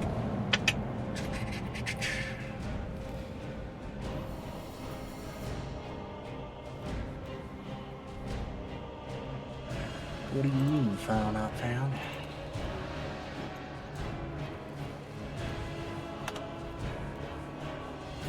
How many attacks do I take? Because for some reason, it's trying to pull it from my C drive and not my H drive. Dumbass computer. All right.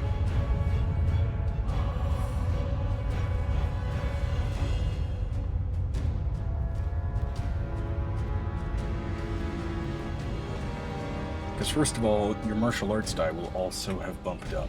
So, let's see here. Monk, there we go. Okay. So, at level 25...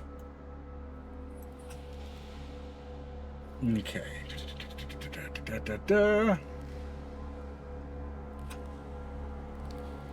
Alright. Holy shit. How many, Joe? Right now, from what I said, it says 5. You can get 5 attacks per turn. At level 5 to 3 to 5, you get. Shit. Okay, so first things first. A couple of things you're going to want to make note of. First of all, you have true sight within 120 feet. All right, that doesn't have anything to do with your damage output.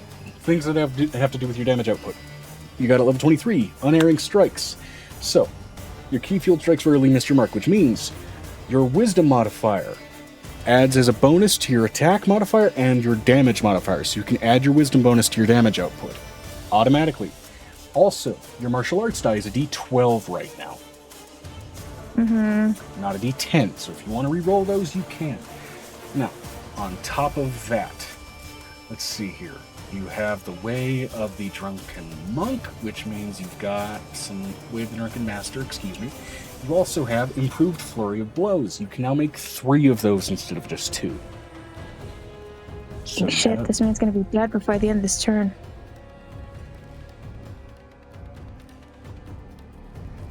Okay, I'm gonna say for the first Flurry of Blows, Flurry of Blows is 3 hits, right? Yeah, now, hold on. What's your wisdom modifier? It's not accurate to hear on this thing. Okay, it should be like a +6, right? It's higher than that. Okay, let's call it a +7. So, make sure to add 7 damage. Oh, it's a +12. Blue went to the Abyss. It's +12. Because we all got a 6-point bonus from the dragon. 6-point bonus to the stat, not the modifier. So it would have raised it 3 points, so it's a +9. Okay, so it's a +9. Alright, so make sure to add 9 points to any damage you do. It is a D12 die roll, not a D10. So it's 1D10 plus 9 plus your dex mod. So what's your dex mod? It's a +7 right now. Okay, so But D12. I haven't updated the sheet, so. We'll just keep it easy with it's a D12 plus 15. And at the moment, you can do that 5 times. Okay. It's 15. Take 23 points of bludgeoning damage to your face. 23 points. Crack. Right across your face.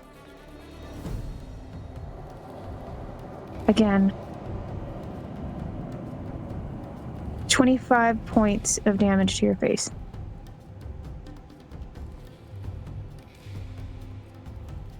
Sorry, don't fight blue. Now, just checking damage resistances that you are currently dealing with. That's 2 instances of 25, or it was 26 and 25? 26 and 25.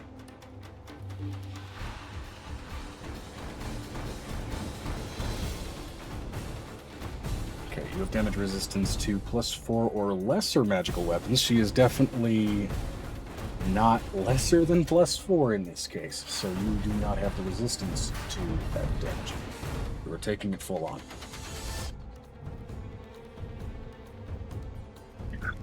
It's another 25 points of damage.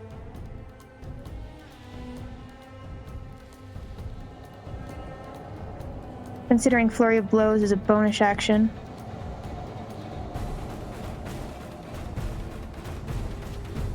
And you said how many times can I do this a turn? 5, if you're using all of your 5. flurry of blows. Okay. Because your flurry of blows allots you 3 additional attacks. That's 27 points of damage. One more? I get that's the bonus action. I haven't even taken the action. Which is your action, I believe, at your current level. Just baseline, because your level 20 has 2 or 3 attacks. I think it's 3? It's 3. It's Got a 3. question. Okay, so that's How 6. far away is Aegis? Aegis isn't in the same mind. Aegis is right by It the doesn't pit of matter, bodies. but he was has busy an ripping ability. apart. Aegis is busy ripping apart imps. Okay, so he's alright. Or He's he was. engaged. He'll incur a attack of opportunity if he moves away. It's another that's 27 fine. points of damage. Alright. Okay. That's 1 sec. Let me see if I'm even still standing. 26, 25. Plus 25, plus 27, plus 27. 130. Yeah, no, I'm down to already. Wait, no, I'm not. No, I'm not. 130 out of 213. We're still good. You're still good. Okay.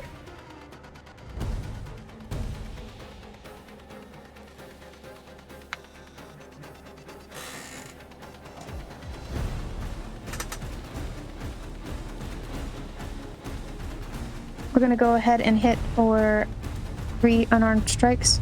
My action. All right. From your main attack action. Go for it. Yes. So that's a 12. That hits a 27. Keep in mind, you're Stupid. also adding your wisdom modifier to your attacks here as well. So That's a 27. That's okay. So it's whatever you it's rolled a plus plus 15 for a 27. Okay. So all right. yes.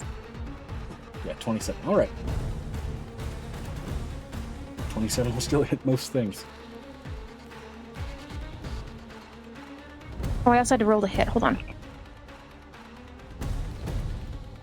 Oh shit, my pendant's not doing too hot. We haven't been rolling for the pendant. You've taken 3 hits already? 5. 5. Okay, 6 so if you're including the first of the unarmed strikes. right. Vinestra said, "Oh Lord, true." It's an Yeah, 18. I'm not being nice, am I? Now, where did I put So those good. pendant This rules? is this is really interesting. This is like 5 times more interesting than the last I several believe months. the rule was on a d20. If it That got sounds like a you below problem. it got below a That sounds 10 like a you at problem. all, it broke. Was that the rule? Let me look for it.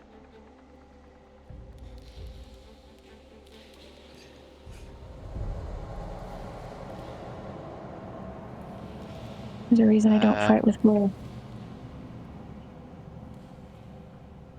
Oh, yep. She found it. Sent in general. Phenomenal.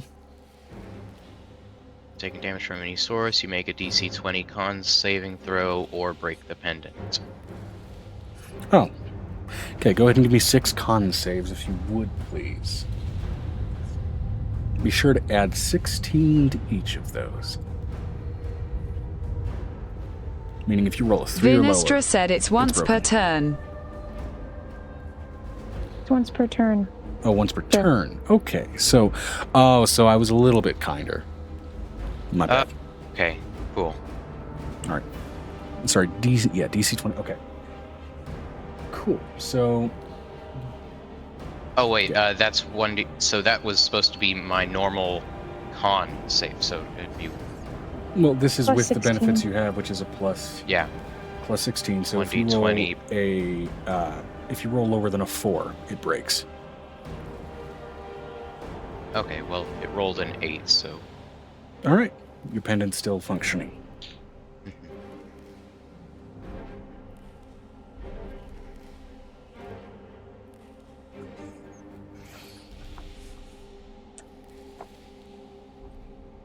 I believe you still had 2 more unarmed strikes in the chamber. Yes. That puts you at plus 27. All right. If you reach 0 hit points, let me know. I will.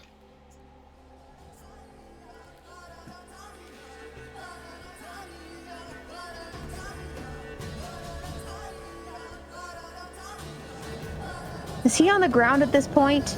Not yet. He's Still standing and wobbling a bit. given... No, I'm talking about if he's getting hit like this. Given Avery's build, with this kind of pummeling, even if he was able to take it, you'd think he'd be stumbling at this point.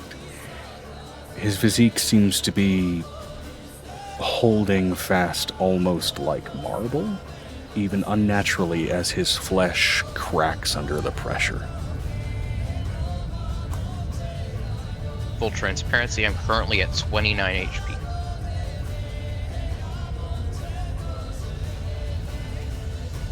I'm gonna pump an extra key in it to give it more damage. Go for it.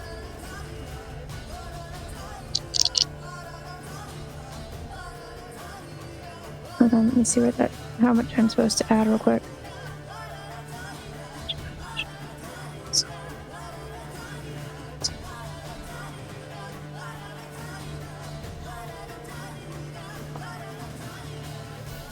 Vinestra said, "Oh right, Megan. You can use your key to make any attack damage max." Yeah, there's that part too. You can dump key points into just maxing your damage. Forgot about that.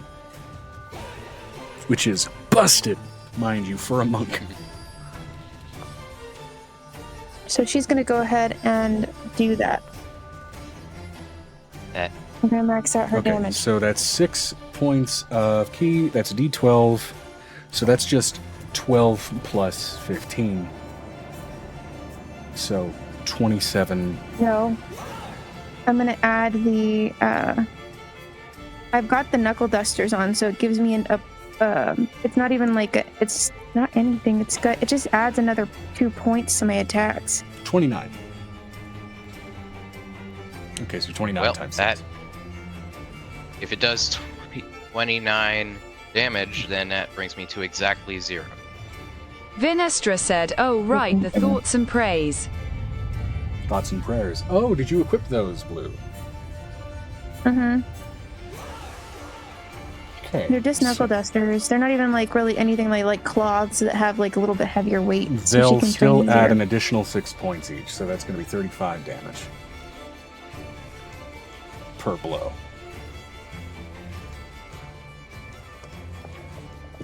Well, So he should have been that's- down at least a turn. At least. So, That was. You're saying all 3 of those unarmed strikes were 35? all 6. Yeah. Yeah. All 6. In any case, he's down. For sure. So, final blow. You feel your muscles give out. By all rights, you should be falling over. You are still conscious. You are forced into standing. And your mind is forced into A the plus backseat. 1 to attack. Damage as well. Oh, so 36. But either way, we're adding further tenderizing onto an already pasted pile of meat.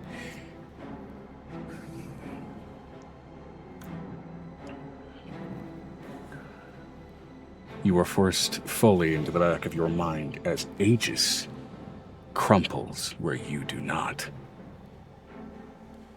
Because you two do share a health pool.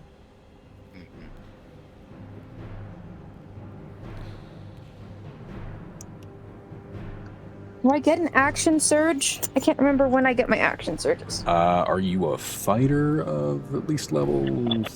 What is it, 3 or 5? It's a fighter trait, not a monk trait. I know there's Vinestra said 1.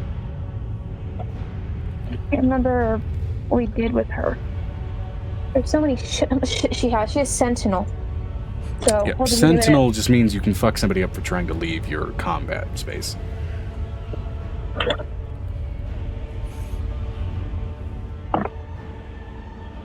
I'm letting you know, we have not been actually talking about Avery's family who's been forced inside the necklace for this entire fight.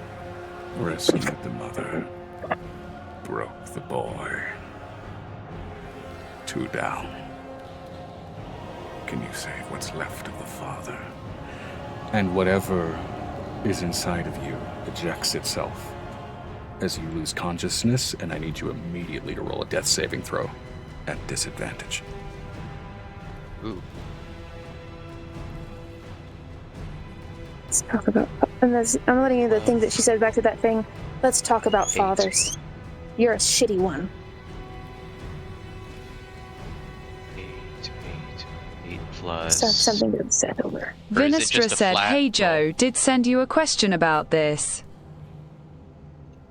Is death roll just flat roll? Oh yeah, as far as Yes. if that could destroy the entity, I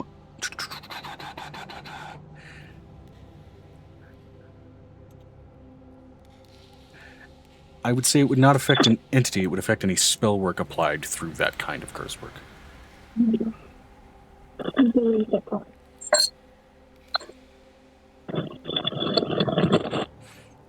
Oh, let's see.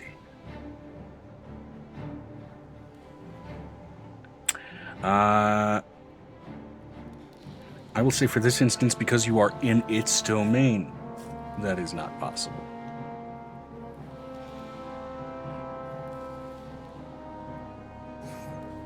Alright, what did you get for your death save?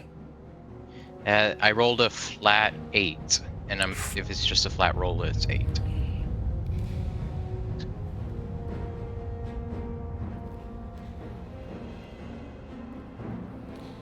Okay, 8.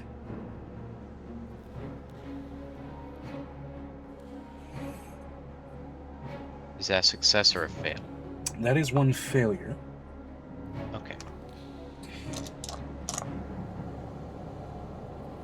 How does it work? Is it like above 10 is a success, below 10 is a failure? Is there something 10 else or that you're higher rolling against? is a success.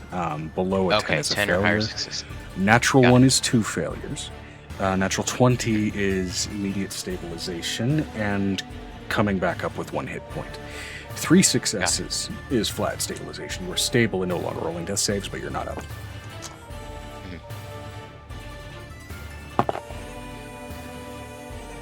Well, there goes Okay, the bot you took again. a shitload of She's damage. gonna You are use... also tied to Aiko. Really quick. Vinestra said something. She says Amira is going to cast Spare the Dying on Avery. Okay, great.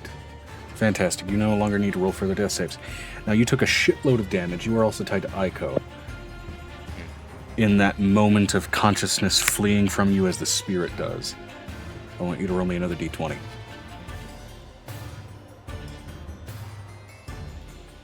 Five. The bot died again. 5, okay. Yeah. Yeah, that's why I had to read it out for you. Cool. Would you like to use one of your inspiration die on this? You can apply to any d20 roll. Yes. Just use one, regardless.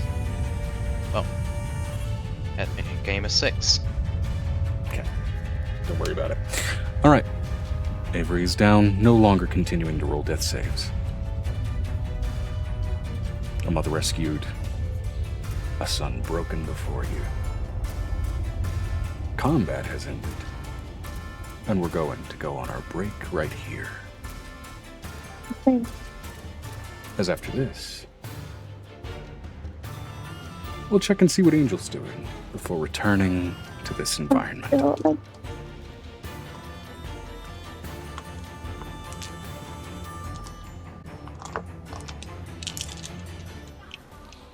Where is the BRB button? There it is.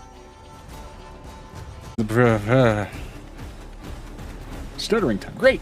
Welcome back from the BRB, everybody. We got to call the session here because during the break, headache kicked in where I feel like I got my face kicked in. And break extended longer than planned, where I was trying like hell to try and get rid of a headache so that I could focus, so that we could continue, and it just wasn't working. So, we're going to go ahead and we're going to raid out. We're going to pick up next session with some stuff with Angel and what's going on there. We're going to pick up with some mildly updated overlays. We're going to pick up with after the Angel stuff, the next stage of whatever the hell is currently going on in Limbo with Avery's family. And then... Tempo. Not Limbo. Tempo. Well, Temple is in Limbo, we discovered. Tempo is in Limbo, Tempo. yes. Limbo and the Abyss, two planes of existence that have been inexorably tied to the events of the campaign since day one. Reading. And this is a weird hodgepodge of the material plane, Limbo, and the Abyss. That's what it seems like to me. Well, I'm letting you know. I'm letting you know. Yeah. Yeah. Are we raiding out? We're gonna raid out. Oh, before I do that, what do we want to... Fuck a duck. What do we want to name the session? Jesus.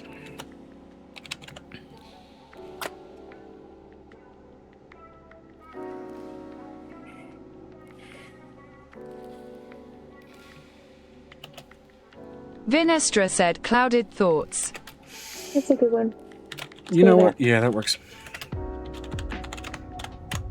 And you know what? Maybe the big old hint that the headache was probably oncoming. My descriptions were not as colorful as I usually like them to be. We could say clouded thoughts and unaddressed grievances.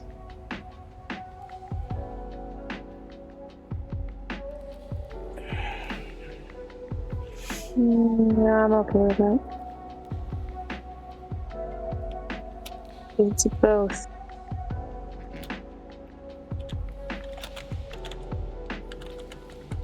I'm letting you know Blue has had a bone to pick. But she also knows that you're not trying to be an ass. Blue is just Blue. Angel's just Angel.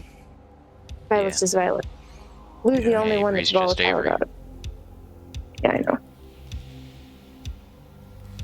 Violet understands where you're coming from because she was alone once, but so does Angel. But Blue's like, I had a lot of siblings. We lived. I was like, we had over 1,000 siblings. There were a lot of people. You could be alone in a room full of people. It was okay. You just self-soothed. Alright, we're gonna probably raid Fusca unless they're close to their end. They're 3.5 hours in. So. Just go raid, Joe. Raid it now. I think we're good. We'll send. Everybody, we're going to raid Fusca. They're on session 143 of their own D&D campaign, Difficult Terrain. They're also on their own road to 800 followers, so, I mean, hell. Might as well kick in a tin can down that road for them. They've been a group of phenomenal, goofy people. So, let's say hi. And I will see you guys next week here with more D&D and throughout the week with more, I don't know, Star Wars Jedi Survivor, more Mouse PI, more... I'll find something else to add to that list. We'll see what the fuck I can figure out. Maybe some multiplayer shit with Megan, with like Borderlands or something. I don't know. We'll figure it out. I kind of want to do the